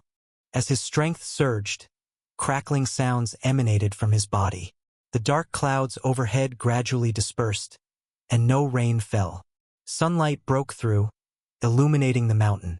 On Green Mountain, Su Qingshan observed the earlier phenomenon with a puzzled expression. An ominous sign, though it's unclear whether it's good or bad, Su Qingshan murmured, shaking his head and choosing not to dwell on it. Later, Su Zimo sought out Lin Ruhu, as it was the day the true martial sacred ground recruited new disciples. Su Zimo intended to participate and observe the proceedings. According to the sect's rules, despite his cultivation, Su Zimo had not undergone the entrance examination and was not officially recognized as a disciple, merely the Vice Lord's relative. However, in this world, absolute fairness is a myth. With Su Qingshan's influence, rules were malleable. Rules exist for the weak. The strong create and often disregard them. The only thing that matters is benefits. When Su Zimo and Lin Ruhu arrived at the sect's entrance, the trial for new disciples had already commenced. The 188 steps leading up to the sect were crowded with aspiring disciples. At the top of the staircase, 2 outer court elders and 1 inner court elder were overseeing the assessment. The inner court elder, aligned with the Grand Elder's faction, merely grunted upon seeing Su Zimo, offering no further acknowledgement. In contrast, one of the outer court elders, affiliated with Su Qingshan's lineage, greeted him warmly. "Nephew Zimo, you've arrived," the elder said with a smile. "Greetings, Elder Jean," Su Zimo replied. "How's the trial this year? Any promising candidates?" Ignoring the indifferent inner court elder, Su Zimo engaged in conversation with Elder Jean. "There are a few notable ones," Elder Jean responded. "See those disciples on the first 8 steps? They show considerable potential. The 188 steps of the true martial sacred ground were divided into sections. Su Zimo noticed Bailey Xiao among them and inquired, "Isn't that the girl brought back by the 6th Grand Elder? Why is she participating in the trial?" "She insisted on it herself. We couldn't refuse," Elder Jean explained with a smile. Su Zimo smiled, noting her maturity. From a humble village girl, she had suddenly become the niece of the 6th Grand Elder of the true martial sacred ground. Yet, she hadn't lost herself in the transition and remained grounded. Su Zimo murmured with a smile, as expected of the Grand Empress' chosen successor. "If you're looking to build your faction, Nephew Zimo, consider these individuals," Elder Jean suggested. He then introduced the talented disciples undergoing the trial. At the forefront was a young man in white robes, carrying a long sword. Despite the intense gravity making each step challenging, he remained composed and unwavering. "He's Xue Buhui from the Huang clan of Northwest City," Elder Jean said, "arguably the most gifted among this batch." "Why would a member of the Huang clan join our sect?" Lin Ruhu asked curiously. Though not on par with the true martial sacred ground, the Huang clan was a prominent clan in Northwest City. Founded by a sword god who once contended for heaven's will against a grand emperor, their legacy was significant. "He's a concubine's son, born to a lowly maid. An accident, really," Elder Jean explained. "He doesn't receive proper resources in the Huang clan and faces constant opposition. He goes by Yen Buhui, taking his mother's surname." "He's impressive," Su Zimo recalled from past memories. "One day, perhaps he'll uphold his ancestors' glory and inherit the sword god's legacy." "You hold him in high regard?" the inner court elder remarked disdainfully. Su Zimo glanced at him and replied calmly, "Mind your own business." The inner court elder's face darkened, and he turned away with a cold snort. "As for Bailey Xiao, there's little to add. The 6th Grand Elder dotes on her, so her talent must be considerable," Elder Jean continued. "Further down, those twin girls are Xue Qianxue and Xue Mengmeng. They're locals from a town under our sect's jurisdiction. Their family's previous head was an inner court elder. Before their arrival, their family head requested I look after them. They practice a combined technique that doubles their power when used together. Ordinarily, their strength wouldn't suffice for the first 8 steps, but their combined technique gives them an edge." Su Zimo smiled, recalling that these twins later became Bailey Zhao's attendants, enjoying considerable prestige. "Further down, that burly fellow is Gao Xiong," Elder Jean continued. "He's from a remote village in the Myriad Mountains. Among these candidates, his cultivation is the lowest, only at the 9th stage of the mortal realm, not yet in the spirit meridian realm. But his physical strength is the most promising I've seen in years. He reached the first 8 steps purely through brute force." After hearing Elder Jin's introductions, Su Zimo turned to Lin Ruhu and said, "Let's participate in the trial ourselves to avoid any gossip." "Sure," Lin Ruhua agreed nonchalantly. They approached the base of the mountain and began ascending step by step. The trial had strict rules. No defensive artifacts allowed, and each step had to be taken individually, regardless of one's capability. As Su Zimo stepped onto the staircase, he felt gravity pressing from all directions. His previously unstable 9th stage spirit meridian realm cultivation began to stabilize, and his internal spiritual energy became more refined. "Ruhu, don't resist the gravity. Try to merge with it," Su Zimo advised. "It'll not only lighten the burden but also temper your body more effectively." Lin Ruhu nodded. His talent wasn't inferior to Su Zimo's, and after practicing the strength scripture, his muscles had become more pronounced, hinting at a future as a muscular powerhouse. Su Zimo ascended the steps leisurely, simultaneously refining himself and harmonizing with the gravity. After about 10 minutes, he calmly traversed the 100 steps with double gravity. Then, he tackled the 80 steps with 5 times gravity, pausing briefly to adjust before proceeding effortlessly. Lin Ruhu, though slightly strained, kept pace with Su Zimo. Eventually, they reached the final 8 steps. According to the sect's rules, Merely reaching the tenfold gravity steps was considered passing the trial. In the true martial sacred ground, even among outer disciples, there's a distinction between ordinary and elite members. Climbing 8 steps under tenfold gravity qualifies one as an ordinary outer disciple. However, completing all 8 steps earns the title of elite disciple. Elite disciples receive significantly more resources in cultivation, wealth, companions, techniques, and environment are all essential. Therefore, many new students attempt this challenge annually, aiming to become elite disciples and create a memorable story. Su Zimo stepped onto the gravity steps, feeling the increasing pressure. He stretched and exhaled deeply. On the first step stood the twin sisters. Su Zimo glanced at them, his gaze lingering briefly on their chests. "What are you looking at? Never seen beautiful women before?" The younger sister, Shui Mengmeng, said, flashing her small tiger teeth and glaring at Su Zimo. "I live on South Goose Mountain," Su Zimo said, patting their shoulders 3 times before laughing and moving to the second step. "What does he mean?" Shui Mengmeng asked her sister. Shui Qianxue bit her lip and said angrily, "He's telling us where he lives and patting our shoulders 3 times. It means he wants us to visit South Goose Mountain at midnight."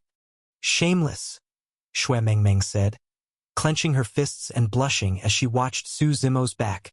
Su Zimo stepped onto the 3rd step, facing a burly young man named Gao Xiong. "My name is Gao Xiong. Nice to meet you," the young man said, scratching his head and smiling. "My mother said I could wrestle with brown bears in the forest as a child, so she named me Gao Xiong." "You're quite the brawler," Su Zimo said, smiling. "I like you. Want to join me?" "What's in it for me?" Gao Xiong asked curiously. "When I bear the heaven's will and become the Grand Emperor, I'll make you my 2nd general." "How about it?" Su Zimo said. The 1st general position was already reserved for Lin Ruhu. "But I want to be the Grand Emperor too," Gao Xiong said, showing his big white teeth. "If you compete with me for the heaven's will, I'll have to kill you," Su Zimo said. "Maybe I'll kill you instead," Gao Xiong replied unfazed. "Haha. Interesting, really interesting," Su Zimo laughed heartily, then looked at Gao Xiong and said, "With the bloodline of the ancient tyrant bear, you indeed have the qualifications to compete for the heaven's will. Too bad we're in the same era." Gao Xiong's expression changed, his eyes sharp as he looked at Su Zimo. His ancient tyrant bear bloodline was a secret. How did Su Zimo know? Leaving the pondering Gao Xiong behind, Su Zimo moved on to the 5th step. He looked at the girl in front of him, Bailey Xiao, who was also looking at him. Their eyes met. "I truly regret my foolish actions back then," Su Zimo said calmly. The girl looked at him, her eyes full of confusion. A breeze rippled the lake's surface, willow branches swayed, and birds flew by, chirping. "The story has begun, but this time, I'm in control," Su Zimo said with a smile, then stepped forward, exuding confidence and grace. Yan Buhui stood with his sword, his posture upright, like an unsheathed blade. His sword aura was fierce, his white clothes fluttered in the wind, and his long hair was tied back, with bangs covering half his brow. "Want revenge?" Su Zimo asked, stepping onto the step and looking ahead with the young man. "If you help me destroy the Huang clan, my life is yours," Yan Buhui said, turning to Su Zimo, his eyes sharp. "Shouldn't you personally destroy your enemies for true satisfaction?" Su Zimo said, smiling, then stepped onto the final step, ignoring Yan Buhui's surprised gaze. His aura was overwhelming, spirit energy surged around him, and his purple robe flowed behind him. He turned to look at the countless youths still climbing under gravity. Su Zimo thought of the Grand Emperor Jinwu, who once bore the heaven's will and stood at the pinnacle, declaring to the world, "The heaven's will is mine alone." What a bold statement. "Su Zimo, you truly are exceptionally talented," an inner court elder said sarcastically. "No wonder the Vice Lord has always nurtured you." The elder implied that Su Zimo's success was due to his father's position as Vice Lord and the resources provided. Be careful not to leave yourself without a chance to beg for mercy in the future, Suzumo said calmly, glancing at the elder. The elder's expression changed, and he looked at Suzumo deeply, saying no more. After Suzumo climbed all 188 steps, Lin Ruhu also struggled up after a while. Yen Buhui, with sword aura surrounding him, finally ascended, his sword humming. Bailey Xiao, though not particularly dazzling, persevered step by step, enduring the crushing gravity, and eventually reached the top. No other disciples managed to climb all 188 steps, though many attempted the 8 steps. The true martial sacred grounds trial consists of 3 stages. After completing all 3, each person's scores are totaled. The top 100 disciples are admitted into the sect as outer disciples. The second stage tests aptitude, which is crucial for martial artists. Even the Grand Empress Hongtian, who had ordinary aptitude, improved herself step by step on the path to becoming an emperor.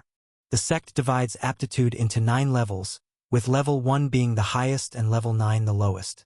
Aptitude at level 4 or above is generally acceptable. Suzumo did not participate in this stage. Having merged with the hell-suppressing deity physique, he was confident in his aptitude. Gao Xiong and Yen Buhui both had level 1 aptitude, Bailey Xiao had level 2, and the twin sisters had level 3. Aptitude is tested using the Enlightenment Stone, a rare stone modified specifically for this purpose. The aptitude testing with the Enlightenment Stone continued.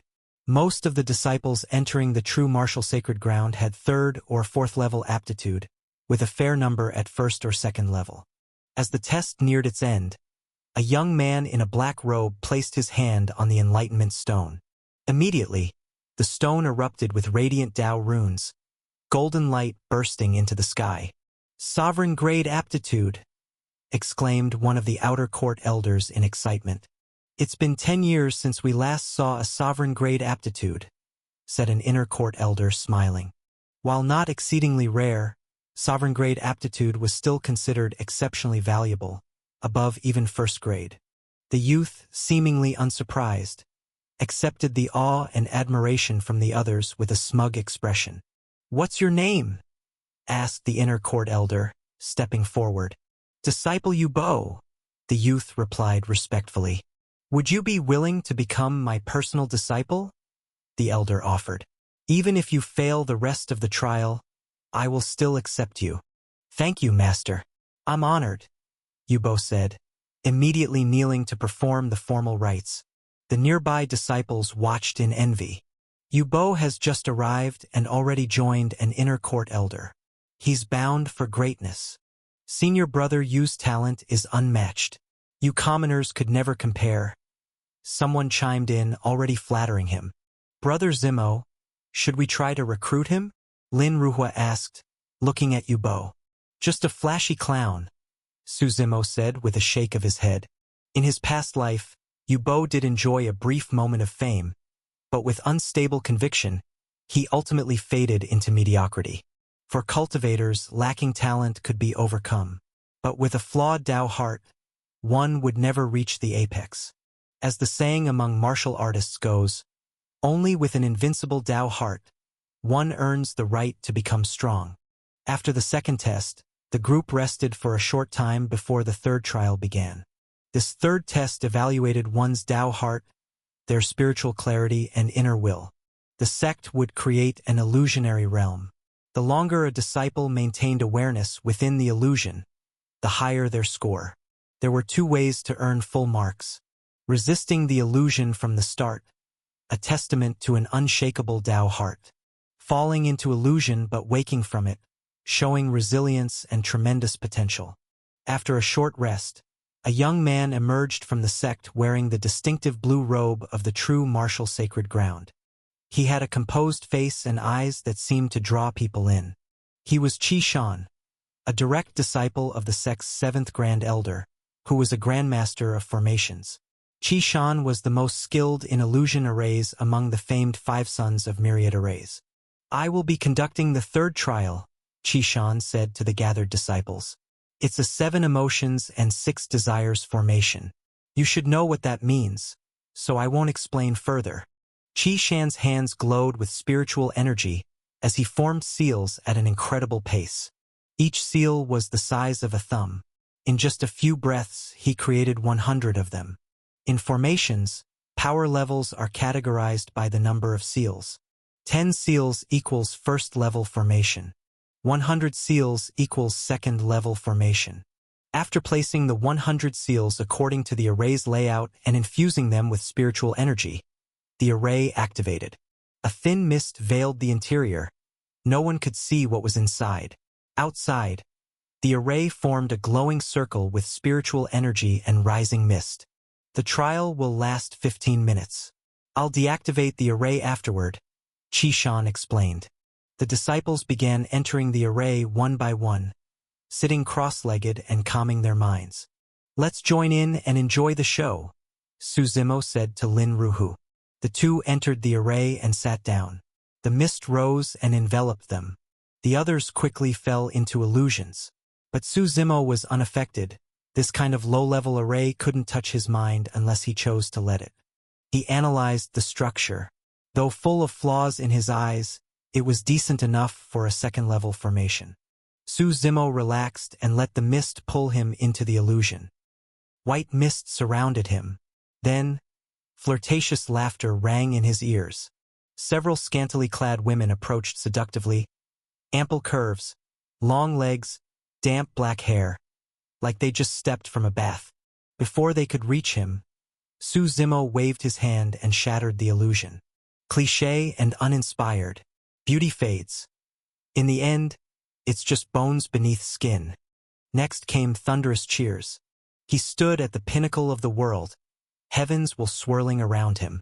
Clad in a majestic purple robe, he radiated imperial might. He was the Grand Emperor, the strongest of this era. Countless beings below knelt in worship. Since I've been reborn, I will reach the peak. Why dream about it in an illusion? He smashed the illusion again. Then the vision shifted. He became an ant crawling the earth. Above him floated 10 grand emperors, divine and terrifying. Their power bent the heavens, their auras crushing. Su Zimo, do you admit your guilt? The 10 grand emperors roared. They were colossal, godlike beings shouldering the sky, treading on clouds. Their pressure was suffocating. The ancient grand emperors, Guji, Hao Han, Fei Yong, Tianqi, facing these revered figures of earlier generations, Su Zimo remained unfazed. Calmly, he said, "What crime have I committed? Even if you bear heaven's will and act on its behalf, so what?" At that moment, Su Zimo felt an urge to shout, "We cultivators defy the heavens. Who dares to stand above us? Today, I shall shatter the heavens. My fate is mine to determine, not heaven's." But upon reflection, he found it a bit melodramatic. Narrowing his eyes, he drew the shadow tyrant from his back. His slender figure stared directly at the 10 emperors above, grinning. "Even if I drag you down from your divine thrones, what of it?" He stepped into the air, shadow tyrant reflecting 10,000 rays of light, roaring as he charged toward the emperors. Heroes emerge amidst the storm, entering the world. Time hastens on. Empires rise and fall in jest. Life is but a drunken dream. Qi Shan waved his hands, causing the 7 emotions, 6 desires formation to gradually dissipate. The mist cleared, and Su Zimo wore a smile. This formation could evoke a person's deepest desires, creating illusions of what they most yearn for: power, wealth, beauty, or strength. Many of the youths present appeared disheveled, their clothes in disarray, hair unkempt, looking quite miserable. Even those in better condition had pale or flushed faces, their bodies covered in sweat. "What did you see in the illusion, Ruhu?" Su Zimo asked with interest. "I saw many unclothed women, but I wasn't interested, so I blasted them away," Lin Ruhu replied. "I also saw myself bearing heaven's will, becoming an emperor. But I knew this life's emperor would be you, Brother Zimo, so I killed all those worshipping me." Su Zimo realized that such illusions merely stirred one's desires, but Lin Ruhu seemed to have none. "Ruhu, what do you like?" Su Zimo asked curiously. I just like following you, Brother Zimo, Lin Ruhu replied with a silly grin. Just to be clear, my preferences are quite normal, Su Zimo quickly clarified. That's not what I meant, Lin Ruhu said hurriedly. I already have someone I like. Eh? Who? Su Zimo was surprised. Lin Ruhu usually seemed quiet and unassuming. Who would have thought he harbored such feelings? The 7th Grand Elder's daughter, Lin Ruhu whispered. Su Zimo gasped. That's terrifying. He had met the 7th Elder's daughter before and didn't expect Ruhu's taste to be so unique. What do you like about her? Su Zimo felt compelled to ask. I think she has a great personality, Lin Ruhu replied, smiling brightly as if recalling something pleasant. I'll leave you to it. Su Zimo nodded silently, choosing not to comment further. He's quite the wolf. At this moment, the inner court elder began announcing the top 100 disciples. Those whose names were called were ecstatic, standing proudly and confidently. As the list neared its end, the remaining youths looked despondent, their year-long hopes dashed. Those who didn't make it into the sect, don't give up. The path of cultivation is filled with setbacks. Smooth sailing is rare. The inner court elder consoled. You can try again next year or consider joining other sects, which is also a good option. In the western region, besides the true martial sacred ground, there were many other sects. However, in every aspect, the true martial sacred ground was the strongest. The inner court elder then gave an inspiring speech to the 100 new disciples. The gist was, the sect supports me, and I support the sect. After the speech, the elder took out a hexagonal crystal. Its surface was polished smooth like a mirror, sparkling with starlight. He didn't explain its purpose, only instructing everyone to line up and place their hands on it one by one. What's this for? Lin Ruhu asked curiously from afar. The legacy crystal, Su Zimo replied with a smile. He had anticipated this moment. It marked a historic event for the true martial sacred ground and the moment Bailey Shao truly ascended.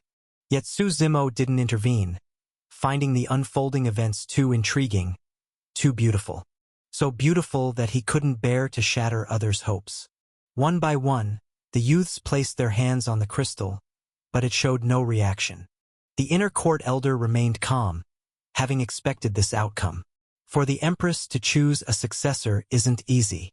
The line grew shorter. Yan Buhui, Gao Xiong, and even the twin sisters all failed. Finally, Bailey Shao, heart-pounding, stepped forward and placed her hand on the crystal. She felt a warm current flow from it. Suddenly, the entire crystal emitted a dazzling silver light. This is... The inner court elder stammered, stunned. Not far away, Su Zimo smiled. A historic moment indeed. Pity there's nothing to record it. As the crystal shone brightly, several figures suddenly appeared in the sky, stepping through the air. Each exuded a formidable aura, their combined presence overwhelming, making the very air seem to freeze. Among them were the 7 elders of the true martial sacred ground, including the Vice Lord. This crystal was a sect treasure, not something casually entrusted to an inner sect elder. In truth, during each search for a successor, these leaders observed from the shadows, choosing not to reveal themselves. Brother Zimo, what's happening? Lin Ruhu asked, astonished by the sect's high-ranking member's appearance. The crystal slowly rose into the sky, radiating brilliant light, as if something was about to emerge. Su Zimo explained, before ascending, our sect's 4 grand emperors left their legacies within the sect, hoping one day a worthy successor would arise to lead the sect to glory. Grand Emperor Xinxing's legacy went to our current sacred lord, while Grand Emperor Jinwu's legacy was inherited by my father. Now, only the Grand Emperor Sandao and the Grand Empress Hongtian's legacies remain unclaimed. Today, Empress Hongtian's successor has appeared. Everyone was stunned by the scene before them. The smooth crystal slowly dissipated, and from within emerged a shadowy figure. This shadow seemed to traverse the heavens and earth, cutting across time and the river of fate. All fell silent, utterly still. The immense imperial might swept across the entire primordial heartlands. At that moment, whether ancient overlords who had cultivated for countless years or peerless geniuses with unmatched talent, they were all shocked by this overwhelming aura, their gazes instinctively drawn toward the direction of the true martial sacred ground.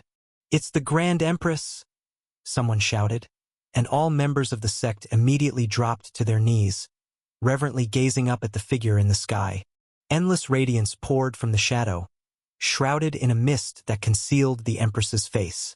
No one could see her clearly. One of the inner court elders swallowed hard and exclaimed, "The Empress's successor. She's the one the Empress has chosen." The shadow glanced back at this world. Time and space seemed to freeze as it transformed into a beam of silver light, shooting straight into Bailey Zhao's body with an unstoppable momentum. Then everyone heard a loud explosion, boom, and the inheritance crystal shattered. A complete skeleton flew out from within. It radiated a silvery glow, surrounded by beams of lunar light. "The soaring immortal physique!" a shocked elder cried out. "It's the Grand Empress's soaring immortal physique. She didn't take it with her when she ascended. She left it behind." Everyone gasped in disbelief. Those in the know understood just how enormous this opportunity was. The soaring immortal physique, ranked 7th among the 100 battle physiques, was known as the ultimate physique for speed. Among the 4 emperors of the true martial sacred ground, only the Grand Empress had obtained the soaring immortal physique. Grand Emperor Zhenwu had acquired the 15th ranked true martial sword physique. The other 2 emperors, despite bearing heaven's will, never acquired any physique. No one had expected that Empress Hongtian would leave her legendary physique behind. The soaring immortal physique fused into Bailey Zhao's body, and she collapsed to the ground, crying out in pain. Su Zimo understood that pain. It was the agony of having one's entire body reconstructed. Elder Xiao Yuexian quickly descended from the air to encourage her. "Shower, hold on. This is your chance to change your destiny. You must endure it," she said. Under everyone's anxious gazes, Bailey Xiao gradually calmed down. She sat cross-legged, suppressed her spiritual energy, and slowly exhaled. "Aunt," Bailey Xiao greeted as soon as she saw Xiao Yuexian. "You child truly blessed," Xiao Yuexian said with satisfaction. "You've inherited the Empress's legacy and fused with the soaring immortal physique. In this life, you're qualified to contend for the heaven's will. I'll work hard. I won't disappoint you." Bailey Xiao nodded solemnly. The entrance trials for new disciples had ended, and Bailey Xiao had become the sole protagonist of the entire event. Su Zimo was now officially considered an outer court disciple of the true martial sacred ground.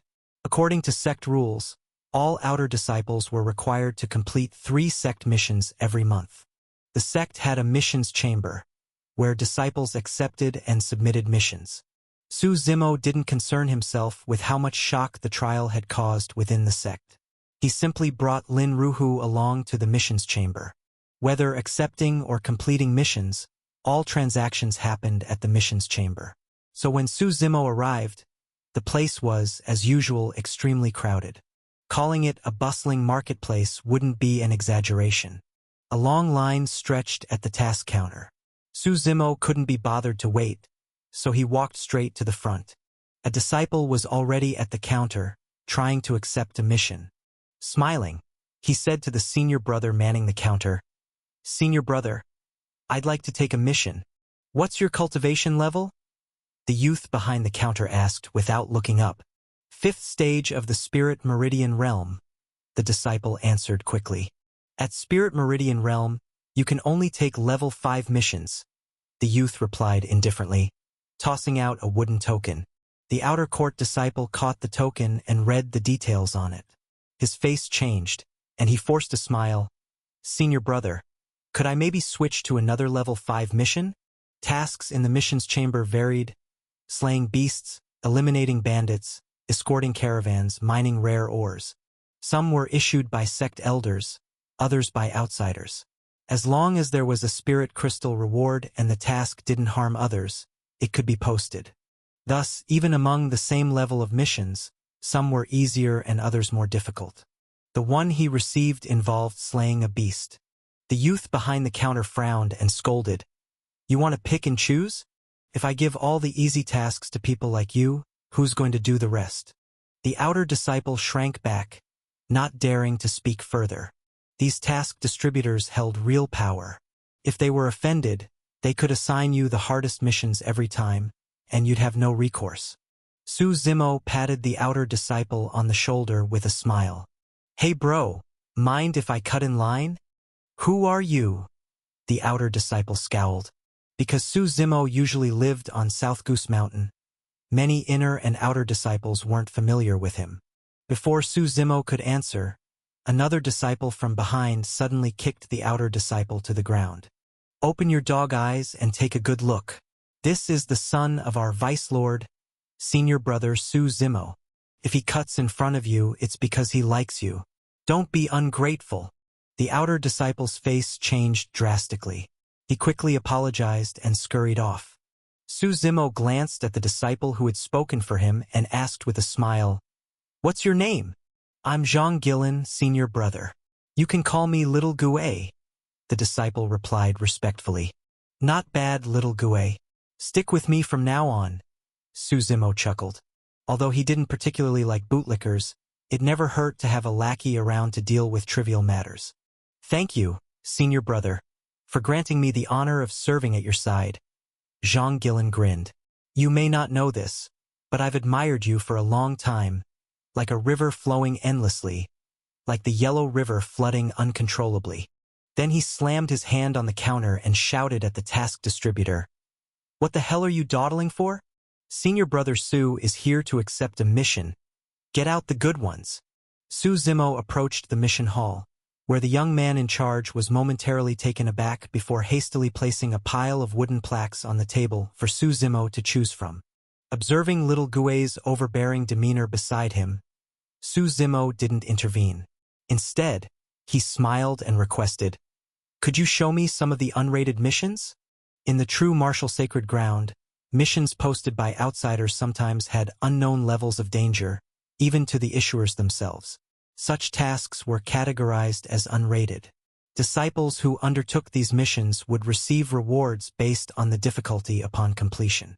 The young man nodded and produced another stack of wooden plaques, cautioning, Senior brother Su, the danger levels of these tasks are uncertain. Please choose carefully. Su Zimo nodded with a smile, sifted through them, and selected one. The chosen mission detailed that the household of Lord, who in 10 Mile Town, had been experiencing hauntings recently and sought skilled martial artists to capture the malevolent spirit. With the plaque in hand, Su Zimo departed the mission hall. On the way, Lin Ruhu curiously asked, Brother Zimo, do ghosts truly exist in this world? Su Zimo chuckled and replied, That depends on your definition of ghost. Naturally occurring ones don't exist, but those created by humans do. Meanwhile, in the main hall of the true martial sacred ground, Vice Lord Su Qingshan and the 7 Grand Elders convened. Vice Lord, I believe we should allocate more resources. 6th Grand Elder Xiao Yuexian proposed. Xiao has inherited the Empress's legacy and possesses the soaring immortal physique. She is undoubtedly qualified to vie for heaven's will. Perhaps, in this era, our sect might witness the rise of another empress. 6th Grand Elder, you're letting emotions cloud your judgment. The 1st Grand Elder interjected. The heavens' will isn't so easily contested. Moreover, Bailey Xiao has only recently joined our sect and lacks a sense of belonging. Then what do you suggest? Xiao Yuexian inquired coolly. Yuer is the most talented among our current generation, with a sovereign aptitude evident to all, the 1st Grand Elder stated. He was raised under our watchful eyes, making him a reliable candidate for cultivation. I believe my disciple, Xiao Xinghe, is also a strong contender, the 2nd Grand Elder chimed in. Xiao Xinghe is unsuitable. Rumors suggest he frequently spies on female disciples bathing, indicating questionable character. The 1st Grand Elder retorted with a frown. The 2nd Grand Elder fell silent, contemplating defending his disciple. He was tempted to confess, I'm the one who peeps at the female disciples bathing. It has nothing to do with my disciple. However, fearing repercussions in his later years, he reconsidered. After all, as the saying goes, once a teacher, always a father. Moreover, debts incurred by the father are repaid by the son. With this rationale, the second Grand Elder felt more at ease, showing no remorse for implicating his disciple. What is your opinion, seventh Grand Elder? Su Qingshan asked, turning to the quietly seated man in the corner. The seventh Grand Elder exuded a scholarly aura, resembling a learned gentleman. Dressed in a gray robe with his hair tied in a topknot, he lacked any imposing presence, appearing as an ordinary teacher. The seventh Grand Elder smiled and responded, I find Bailey Zhao's talent impressive. If she passes further assessments, she deserves significant cultivation. I've heard that the Divine Sun's sacred ground has already selected their holy son and holy daughter, preparing them to compete for the heaven's will. We shouldn't fall behind. Upon hearing this, Xiao Yuexian smiled and remarked, Seventh Grand Elder, your disciples, the 5 sons of myriad arrays, are also exceptionally gifted, not inferior to Shower. They are not suitable, the seventh Grand Elder replied, shaking his head without elaborating. The selection of the Holy Son and Holy Daughter must be approached with utmost care, Su Qingshan mused. Since we can't reach a consensus, let's organize a competition. I disagree, Xiao Yuexian objected. Shower has only recently begun her martial cultivation. Such a contest would be unfair to her. Sixth Grand Elder, fairness is a relative concept, Su Qingshan countered. Moreover, Bailey Xiao has inherited the Grand Empress legacy. She might not be at a disadvantage. I'm not suggesting an immediate competition. In 6 months, our sect will host the 7 Sacred Grounds tournament. We can base our selection of the Holy Son and Holy Daughter on the results of that event. After all, we must consider multiple factors, not just innate talent. Realizing that the competition was 6 months away, Xiao Yuexian deemed the time frame reasonable and agreed. I have no objections, the other elders concurred. After the meeting, Su Qingshan summoned Su Zimo to Green Mountain. What are your thoughts on the girl named Bailey Xiao? Su Qingshan inquired. She's unremarkable, Su Zimo replied, understanding his father's implication. I've discussed with the 6th Grand Elder, and we've decided to betroth her to you, Su Qingshan stated after a brief pause. As expected, Su Zimo mused, recognizing the familiar pattern from his previous life. In his past life, his first encounter with Bailey Xiao was when she inherited the Grand Empress's legacy. He was captivated by her beauty, demeanor, and talent. When his father proposed their engagement, he was overjoyed. Bailey Xiao agreed without objection, making everything seem natural. However, Su Zimo later realized he was merely a pawn in her game. He became infatuated, constantly hovering around her, while she remained indifferent. Whenever he felt disheartened and considered giving up, Bailey Xiao would offer a glimmer of hope, reigniting his feelings. She manipulated him effortlessly. Being the niece of the 6th Grand Elder and Su Zimo's fiancée, she leveraged Su Qingshan's influence to her advantage. She utilized the sect's resources to strengthen herself. Once she achieved her goals, she abruptly ended their engagement and ran back to her beloved Chuyang. The true martial sacred ground was merely a stepping stone in her ambitious journey. No one anticipated that a girl from a humble village would harbor such grand aspirations. Reflecting on his bleak past life, Su Zimo couldn't help but smile wryly. She's not my type, Su Zimo responded, returning to the present. Then what is your type? Su Qingshan asked. I prefer someone who can sing, dance, rap, and play basketball, Su Zimo replied confidently. Seeing his father's increasingly serious expression, Su Zimo quickly said, I really haven't thought about marriage. Please don't bring up arranged marriages or matchmakers. Nowadays, people believe in falling in love freely. Don't you get it yet? Su Qingshan said. Bailey Xiao is destined to be heavily supported by the sect, and she may even compete for the heaven's will. I'm doing this for your own good, And love, well, it can grow over time. Oh yeah? So, you and my mom grew your love over time too? Su Zimo asked. Of course not, Su Qingshan replied immediately. It was love at first sight, spring breeze, riverside willows, a graceful young man, a gentle young lady. That was me and your mother. Well, I want to find love at first sight too, Su Zimo said. Do you want to become the Grand Emperor? Su Qingshan looked him in the eye and asked seriously. Who doesn't want to be the Grand Emperor? Su Zimo shot back. I see. Su Qingshan paused and then said, Go ahead then. In half a year, our sect will host a tournament among the 7 sacred grounds. Start preparing now. If you win, I can officially name you the Holy Sun. Truthfully, Su Zimo had no interest in becoming the Holy Sun, but he nodded and left Green Mountain.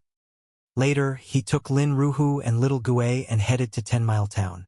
First, they stopped at the Beast Taming Pavilion. Each rented a soaring sand horse, and then rode out from the true martial sacred ground in full force. It was spring. The roadside willows had sprouted fresh buds, and flowers were blooming everywhere. A light breeze swept through, stirring up the dust. Meanwhile, on the martial arts platform in Sunshine Village, a fierce competition was underway. Chu Yong faced off against a young opponent. He drew his wandering dragon sword and performed the 13 shadow strikes taught by Old Mo. The long sword buzzed through the air, producing 13 afterimages that slashed toward his opponent. The boy across from him held 2 sabers and struggled to block the flurry of strikes. Step by step, he retreated, nearly reaching the edge of the platform. A glint flashed in Chu Yang's eyes. The sword strikes grew faster, and he took the chance to kick his opponent off the stage. I announce that the winner of Sunshine Village's martial contest is Chu Yong, Master Mo called out with pride. He had watched this boy rise, once too weak to even hold a basic horse stance. Now at the 5th stage of the Spirit Meridian Realm, one of the top young fighters in Sunshine Village. And it had taken only a few short weeks. Chu Yong had stayed calm and grounded, never arrogant despite his progress. The future looked bright. Master Mo, I think it's time for me to leave Sunshine Village. Thank you very much for taking care of me, Chu Yong said seriously after the match. Master Mo froze for a moment, then smiled. Makes sense. I should have seen this coming. A hidden dragon will always rise. One day you're meant to soar to the heavens. This little place isn't where you belong. I just didn't think you'd outgrow it so soon.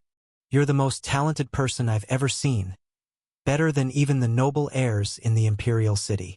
No matter where I go, I'll always remember I'm from Sunshine Village, Chu Yong said firmly. Good. That's good, Master Mo said warmly. Do you know where you're going? Not really. I'm thinking of heading north to the Imperial capital to see the world, Chu Yong replied. I used to work in Profound Origin City when I was young. If you don't mind, I can recommend someone there, Master Mo offered. Sounds good. I'll pass through Profound Origin City on the way to the Imperial Dynasty anyway, Chu Yong said with a smile. Master Mo took out half of a jade pendant and handed it to Chu Yong. Take this to the military camp in Profound Origin City. Look for a man named Du Tianyin. Just tell him you're the nephew of Mo Tianqi. He'll understand. Chu Yong accepted the jade and thanked him sincerely. Master Mo laughed and waved him off. Go. The world out there is bigger than you think. Your journey is just beginning. At dawn the next morning, before the sky even turned pale, Chu Yong had already packed up. He left Sunshine Village, walking through the last wisps of night. The boy turned to look back at the village he had called home for over 10 years. A simple place, standing strong through years of wind and rain. His eyes were full of attachment and reluctance. Little Yong, stop staring, we need to go. Elder Mo's voice echoed in his ear. Chu Yong turned, hoisted his pack over his shoulder, and walked slowly toward the distant horizon. Elder Mo, have you ever had someone or something you couldn't stop thinking about? So young and already waxing poetic? The old man laughed. Then, after a moment of silence, he asked, Do you know what it means to walk the Grand Tao alone? Walk the Grand Tao alone? Chuyang asked, confused. At the peak of the martial path, there is loneliness. There is desolation. There is endless searching. There is the cold feeling of being above all. The old man sighed. The martial path is a celebration for one. The strong are always alone. When you begin this journey, many people walk with you. But as you move forward, you'll lose some and meet new ones. You'll walk under blazing suns and through fierce storms, bleeding and crying, stepping over blades and fire. When you look back, you'll see that everyone who once stood beside you has vanished. Some gave up their cultivation, started families, and chose ordinary lives. Others ran out of time and died, becoming bones left on this path. The farther you go, the lonelier you get. Fewer and fewer people remain at your side. In the end, you either die like the rest, adding one more skeleton to the road, or you reach the peak of the martial world, and only then will you truly understand how lonely invincibility really is. Su Zimo's group had been riding for half a day when they heard sounds of fighting up ahead. "Senior Brother Su sounds like bandits," said Little Gue. "Interesting," Su Zimo smiled. "Let's go have a look." They rode their soaring sand horses to the scene and found a group of masked, black-clad attackers already in control. In the middle was a luxurious carriage surrounded on all sides. The household guards escorting it were almost all dead, with only a few still putting up resistance. "This is the Situ clan's carriage. You bandits must have a death wish. Aren't you afraid the Situ clan will come for revenge?" The old guard shouted angrily. "So what if it's the Situ clan's carriage?" The bandit leader laughed. "Brothers, we rob their carriage, find a new place to settle, and the sky's the limit. What, do you think the Situ clan has power over the entire eastern continent?" By now, all the guards had been killed. Only one old man at the 9th stage of the Spirit Meridian Realm was still barely holding on. Most of the bandits were at the Spirit Meridian Realm, while the leader himself had just advanced into the Meridian Forging Realm. He didn't rush to kill the old man. Instead, like a cat playing with a mouse, he said mockingly, "Get whoever's inside the carriage out here. I want to see what kind of person from the Situ clan we're dealing with." "Boss, someone's coming!" a younger bandit shouted. Spotting Su Zimo and his companions approaching, the bandit leader turned, holding a massive cleaver, and swaggered toward them. "Hey kids, I'm in a good mood today, get lost. Take one more step, and I'll chop your head off." "We're not leaving," Su Zimo replied, annoyed. "If you're going to be a bandit, at least have some professional ethics. Why are you robbing them but not us? What, are we not good enough to be robbed?" The bandit leader stared, dumbfounded. "Is this guy nuts? I told him to leave, and he insists on being robbed." With a wave of his hand, the bandit leader sent his crew swarming to surround Su Zimo and his group. "Little Gue, they're all yours," Su Zimo said with a smile. "Don't worry," Little Gue replied confidently, pulling an iron staff from his back. Despite always acting like a bootlicker, Little Gue was a genuine inner disciple of the true martial sacred ground, at the 5th stage of the Meridian Forging Realm. Handling a bunch of bandits was nothing for him. He swung his iron staff, and with each blow, it was like smashing a watermelon. Heads burst open. "These guys are tougher than expected. Everyone, get him!" a bandit shouted. Little Gue wasn't fazed. He jumped down from his soaring sand horse, staff spinning like a whirlwind. Each strike carried immense force, powerful enough to compress the air until it cracked with sonic booms. Within a few short exchanges, the bandits were lying on the ground, groaning in pain. Seeing things turn bad, the bandit leader tried to flee on horseback. But Little Gue's eyes were sharp. He hurled his iron staff like a spear. It screamed through the air in a black streak, stabbing through the bandit leader's back and pinning him to a massive boulder. Only after the staff lodged deep into the rock did it finally stop. "You've gotten pretty good at using the Demon Berserker staff technique," Su Zimo said casually. "My technique just reached the grand completion level, not quite perfect yet," Little Gue replied. "Minor, major, grand completion, and absolute perfection. Those were the 4 mastery levels of Meridian techniques. Don't take the word berserker too literally," Suzimo explained casually. It's not about rage or madness, and demon doesn't mean you become some bloodthirsty monster. This technique is about momentum, striking all out, pressing forward without hesitation. Seeing little Gue fall into deep thought, Suzimo rode up to the carriage. The old man, still standing nearby, quickly bowed in gratitude. Not your place to thank me, Suzimo said calmly. Tell whoever's in the carriage to come out. The old man hesitated, but then a clear, bell-like voice came from within the carriage. Uncle Fu, it's all right. I should meet my savior face to face. The curtain of the carriage was lifted, and two women stepped out slowly. The one on the left looked like a servant based on her dress and demeanor. The woman on the right wore a light teal dress embroidered with lotus flowers around the collar and sleeves. Her skin was fair, her collarbones elegantly exposed, and her long, black hair flowed down her shoulders, tied with a pink silk ribbon. She looked fresh and graceful, with light makeup, large intelligent eyes, a delicate nose, and a gentle oval-shaped face. I am Situ Yunqing. Thank you, young master, for saving my life, she said softly, bowing slightly. Tsk, what a pretty little face, Suzimo said, chewing on a stalk of straw with a cocky tone. As he spoke, he reached out to touch her cheek, but Situ Yunqing turned her head away. Suzimo hooked his index finger under her chin and gazed at her like a collector admiring a piece of art. Situ Yunqing turned pale with fear but still held his gaze, biting her lip. Senior brother Su, if you want her, I can keep watch for you.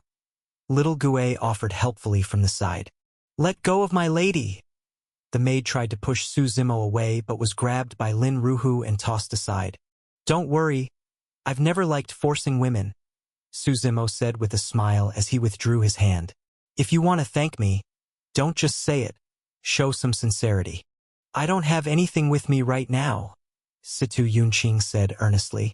But if you don't mind, you can come with me to Imperial Gate City. Once we arrive at the Situ estate, I promise to thank you properly. You're the young lady of the Situ clan? Who are you trying to fool? Little Gue scoffed. The Situ clan may not be that great, but they're still a major family in Imperial Gate City. You don't even have a single Meridian Forging Realm Guard with you. That's why you got robbed. You think we're clueless? My mother was just an ordinary woman from a small town. Her meeting with my father was pure coincidence, Situ Yunqing said after a pause. My mother was proud. She didn't want to rely on others or be looked down upon, so she raised me on her own. She never wanted to reconnect with the Situ clan. But now she's seriously ill, and before she dies, she's worried about me. She asked me to seek out my father so I could have a place to belong. Hearing this, Suzimo understood. It seemed Situ Yunqing's mother had been just a regular woman, while her father was the head of the Situ clan. The gap in status was too large. Her mother didn't want to live under the roof of someone who didn't respect her, so she raised Situ Yunqing alone, which meant that most of the Situ clan likely didn't even know their patriarch had an illegitimate daughter out there. The Situ clan? Huh? At that moment, Suzimo remembered something from his past life. In the original, previous timeline, the Situ clan had been just a minor clan in Imperial Gate City. Their influence barely extended beyond the local area. But later, a woman from the Situ clan founded the Situ Enterprise, expanding its business across the entire eastern continent. She led the Situ clan to rise from a regional clan to major power. In his previous life, Suzimo had heard of a remarkable woman named Situ Yunqing, but he had never met her himself, only heard her mentioned in idle conversation. Looking back, Suzimo's past life was dramatic in its own right. Early on, he had been the crown prince of the true martial sacred ground, a figure everyone flattered and fawned over. But after being knocked into the Nether Dragon ravine by Chu Yang, and his father's hair turning gray overnight and retreating into the mountains, everything changed. Without the support of the sect, Suzimo's lofty status plummeted. People he'd once ignored suddenly became unreachable. Back then, he had wanted to build his own power base, but managing everything alone was too much. He also needed to think carefully about how this force should operate. If the organization stayed in the shadows, the everyday costs for so many people couldn't always fall on him alone. Su Zimo imagined making his faction public, running it in the form of a restaurant come-in. That way, the organization could support itself, and such a venue would also serve as one of the best channels for gathering intelligence. People often chatted about major recent events while eating and drinking. He didn't need the group to uncover top-secret information, just timely updates from remote areas. If the Situ Yunqing in front of him was the same woman he'd heard about in his past life, then she was more than capable of managing such an operation. Su Zimo began thinking about how to lure her in, willingly and wholeheartedly. Up ahead is Imperial Gate City. Let's rest there for the night, Su Zimo suggested. Everyone nodded. Then Su Zimo suddenly hopped onto the carriage and entered the cabin. Everyone around him was momentarily stunned. Little Gue immediately reacted and said to Situ Yunqing, "What are you staring at? Go in and keep our senior brother company." Situ Yunqing glanced at the others, then silently entered the carriage. Her maid looked like she wanted to object, but after catching a glare from Lin Ruhu, she backed off immediately. The carriage slowly moved forward. Inside, a faint fragrance lingered. Su Zimo rested his head on Situ Yunqing's lap and closed his eyes for a nap. In the distance, Imperial Gate City loomed, like a giant steel beast lying silently on the land. Situ Yunqing gazed quietly at the sleeping Su Zimo. His long eyelashes fluttered now and then. Su Zimo wasn't the type with sharp eyebrows and starry eyes that made hearts race at first glance. But the more one looked at him, the more appealing he became. When he smiled, there was a hint of roguish charm, like a lovable bad boy. Situ Yunqing bit her lip gently, then reached out with her finger and poked his cheek. For some reason, she suddenly smiled to herself. "Do you want to get more in depth with me?" Su Zimo suddenly opened his eyes and asked casually. Situ Yunqing was startled. Her face turned crimson, and she looked down without speaking. "You might as well not go back to that Situ clan," Su Zimo said casually. "I just happen to need a bed-warming maid. Thank you for thinking so highly of me, young master, but I'm not that lucky." Situ Yunqing composed herself and replied calmly. "No need to turn me down so fast," Su Zimo chuckled. "You really think the Situ clan will welcome you? What do you mean by that?" Situ Yunqing asked, frowning. "You don't actually believe that robbery was just some random coincidence, do you?" Su Zimo asked with a strange smile. Situ Yunqing's expression changed. She was smart and quickly thought of the worst-case scenario. Power struggles in major families were always brutal.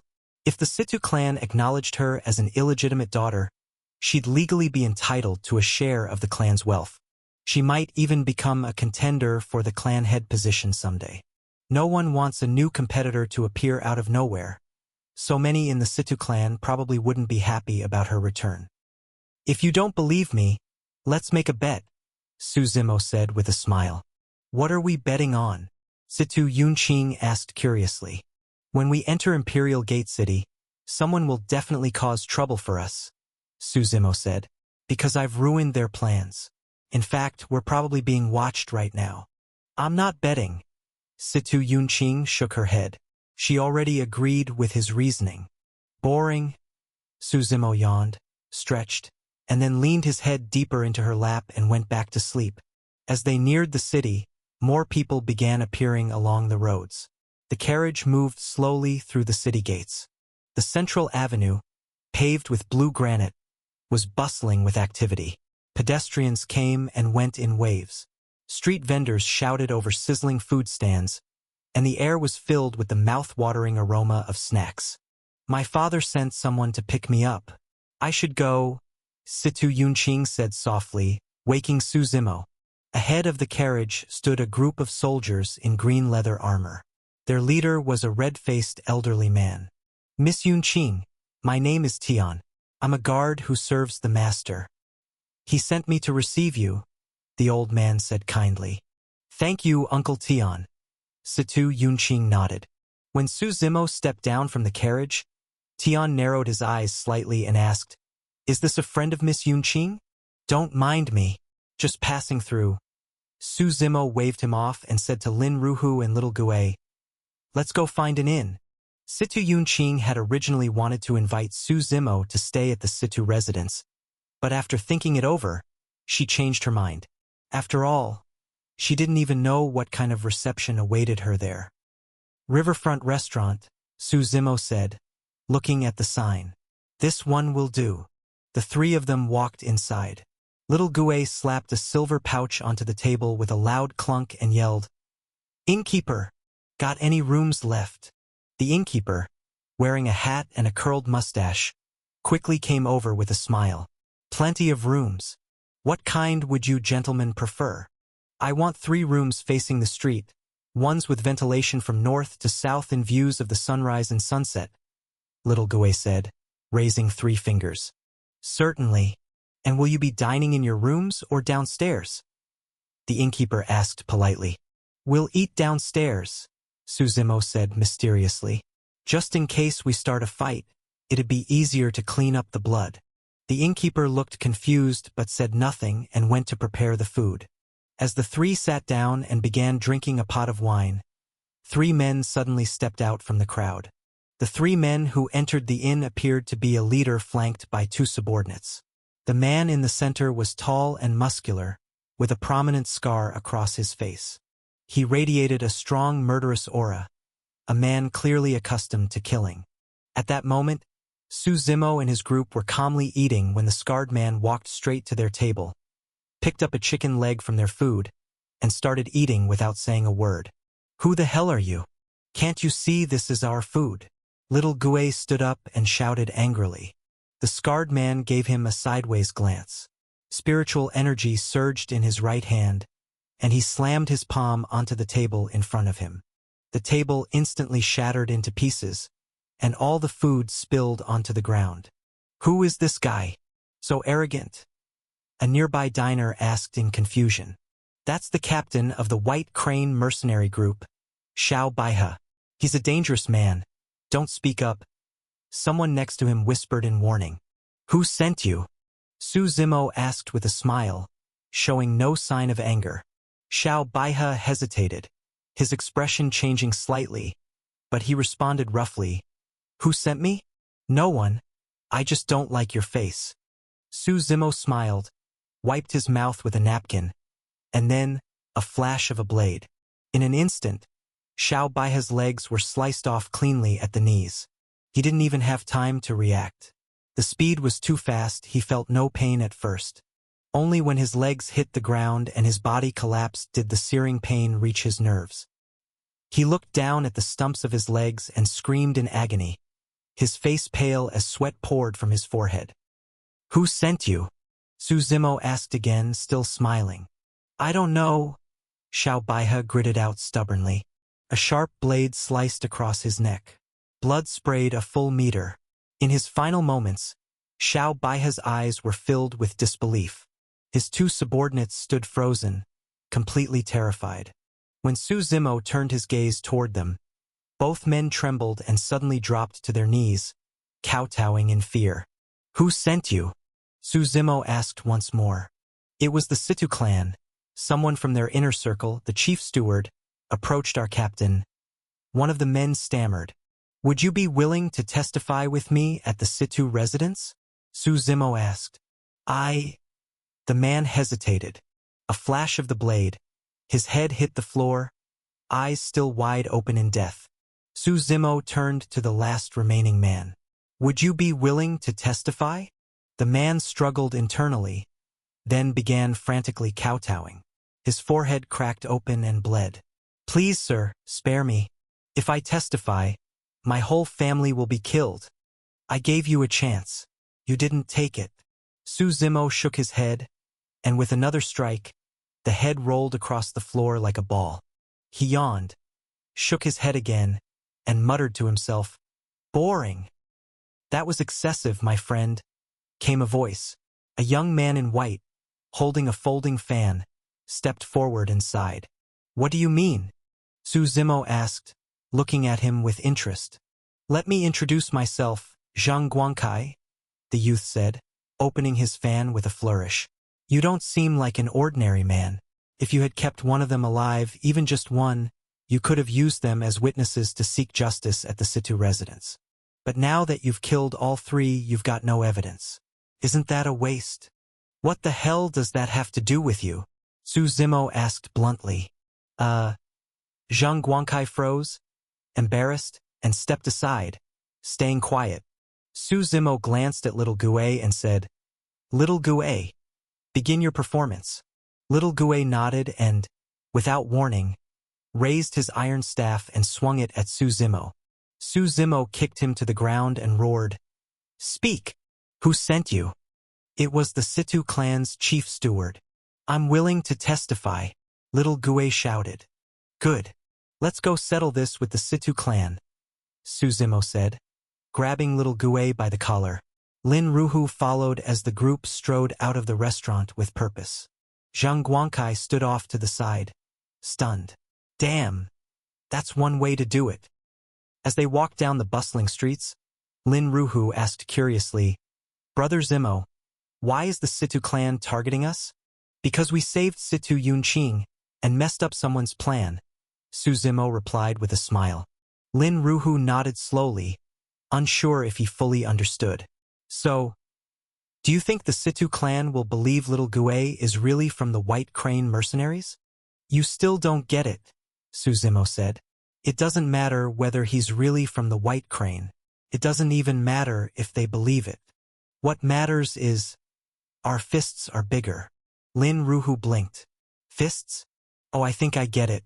If your fists are big enough, you can turn black into white and white into black. Meanwhile, at the Situ clan's estate, the atmosphere was tense. Ever since Situ Yunqing's return, the entire family had been on edge, a storm brewing on the horizon. Inside the family's meeting hall, the mood was heavy. The Grand Elder looked at Situ Yuntian, the head of the family, and said, Patriarch, we're all happy that Yunqing is back, but having her immediately registered in the family records and formally acknowledged, don't you think that's a bit much? She didn't grow up in this household. Shouldn't we take it slow? I agree, said the second and third elders, clearly having coordinated their stance. You all have objections to my decision? Situ Yuntian asked, frowning. We're thinking of the Situ clan's future, the Grand Elder said firmly. There are rumors flying throughout the household. Patriarch, you must consider the big picture. As they spoke, a servant burst into the hall in a panic. Patriarch, elders. 3 men have shown up at the gate demanding justice. They injured several patrol guards. Even Captain Lu tried to stop them, and got cut down with a single strike. Situ Yuntian's expression darkened. Captain Lu was in charge of family security, and one of the strongest people in the estate, second only to the Patriarch and elders. The intruders claim to be disciples of the true martial sacred ground and say someone from our family tried to have them assassinated. The servant added, True martial sacred ground? Situ Yuntian instantly realized the gravity of the situation. That sect was a colossal force, a mountain looming over the entire western region. We've never crossed any disciples from that sect, have we? He said nervously. Let's go see what's happening, said Situ Yuntian, frowning. He led the 3 elders to the front gate, where they saw several patrol guards lying in pools of blood. Captain Lu's corpse was nearby, seemingly killed with a single sword strike. His neck bore a narrow, clean wound. I don't know what business elites of the sacred ground have with my Situ clan, Situ Yuntian asked, turning to Su Zimo. And who are you? Su Zimo replied casually. I'm the head of the Situ clan, Situ Yuntian, he introduced. Perfect timing, Su Zimo said. I was just about to ask. Did we offend your Situ clan somehow? Why did you send someone to kill us? What do you mean by that? Situ Yuntian asked with a frown. I can testify. Little Gue suddenly jumped in. I'm from the White Crane mercenary group here in Imperial Gate City. Earlier today, your Situ clan's chief steward from the inner court approached our captain and asked him to kill a few people. He burst into exaggerated sobs and sniffles. His acting couldn't be more over the top. And you are? Situ Yuntian asked, turning to Little Gue. I'm the newest recruit under Captain Xiao Baihe, Little Gue replied. Let's not jump to conclusions, Situ Yuntian said after a pause. He turned to a servant and ordered, Go fetch Hai Dafu for me. The servant quickly left. Before long, a fat man waddled into view, breathing heavily after just a few steps. That's him, Little Gue shouted, pointing at the man. Situ Yuntian's brow furrowed. Hai Dafu approached and asked respectfully, Patriarch, did you need me for something? You know very well what you've done, Situ Yuntian said sharply. I swear I don't, Patriarch, Hai Dafu stammered, panic written all over his face. I'm asking you, did you send someone to assassinate several elite disciples of the sacred ground? Situ Yuntian pressed. Patriarch, you must believe me. Even if I had 100 lives, I wouldn't dare. Hai Dafu dropped to his knees, crying in fear. His acting put Little Gue's performance to shame. Gentlemen, could this all be a misunderstanding? Situ Yuntian asked, turning to Su Zimo. Also, may I ask you to show your identity token from the sacred ground? I don't mean to question you. It's just a precaution. I've got one here. Little Gue stepped forward and placed his inner disciple token in front of Situ Yuntian. You've got to be kidding me? Situ Yuntian muttered under his breath, feeling like he'd been duped. Weren't you claiming to be from the White Crane mercenaries just now? How did you suddenly become an inner disciple of the sacred ground? This kind of half-truth, half-lie situation put Situ Yuntian in a tricky position. If Little Gue really was a disciple, even just an errand runner, then what kind of background did Su Zimo, the one he served, actually have? You really didn't do it? Su Zimo stepped forward. Or are you not the one behind it? Was someone else pulling the strings? I really don't know, Hai Dafu said frantically, casting a panicked glance toward the three elders. No need to rush to deny it, Su Zimo said calmly. At the true martial sacred ground, we have a method called soul search. We can extract all of a person's memories from the past month, but the price is high. The victim may die or end up mentally disabled. Hai Dafu's expression changed drastically. He hesitated.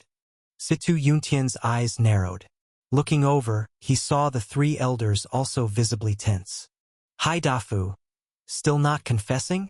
Situ Yuntian roared, spirit force erupting from his palm as three of his meridian gates opened. The aura of a peak true meridian realm expert burst forth. He struck Hai Dafu's shoulder with full force. Hai Dafu's body burst open, blood flowing from all 7 orifices. Rest assured, young elites. Our Situ clan will never harbor a criminal, Situ Yuntian said firmly. Whether Hai Dafu was involved or not, we had to give you an answer. Yes, absolutely.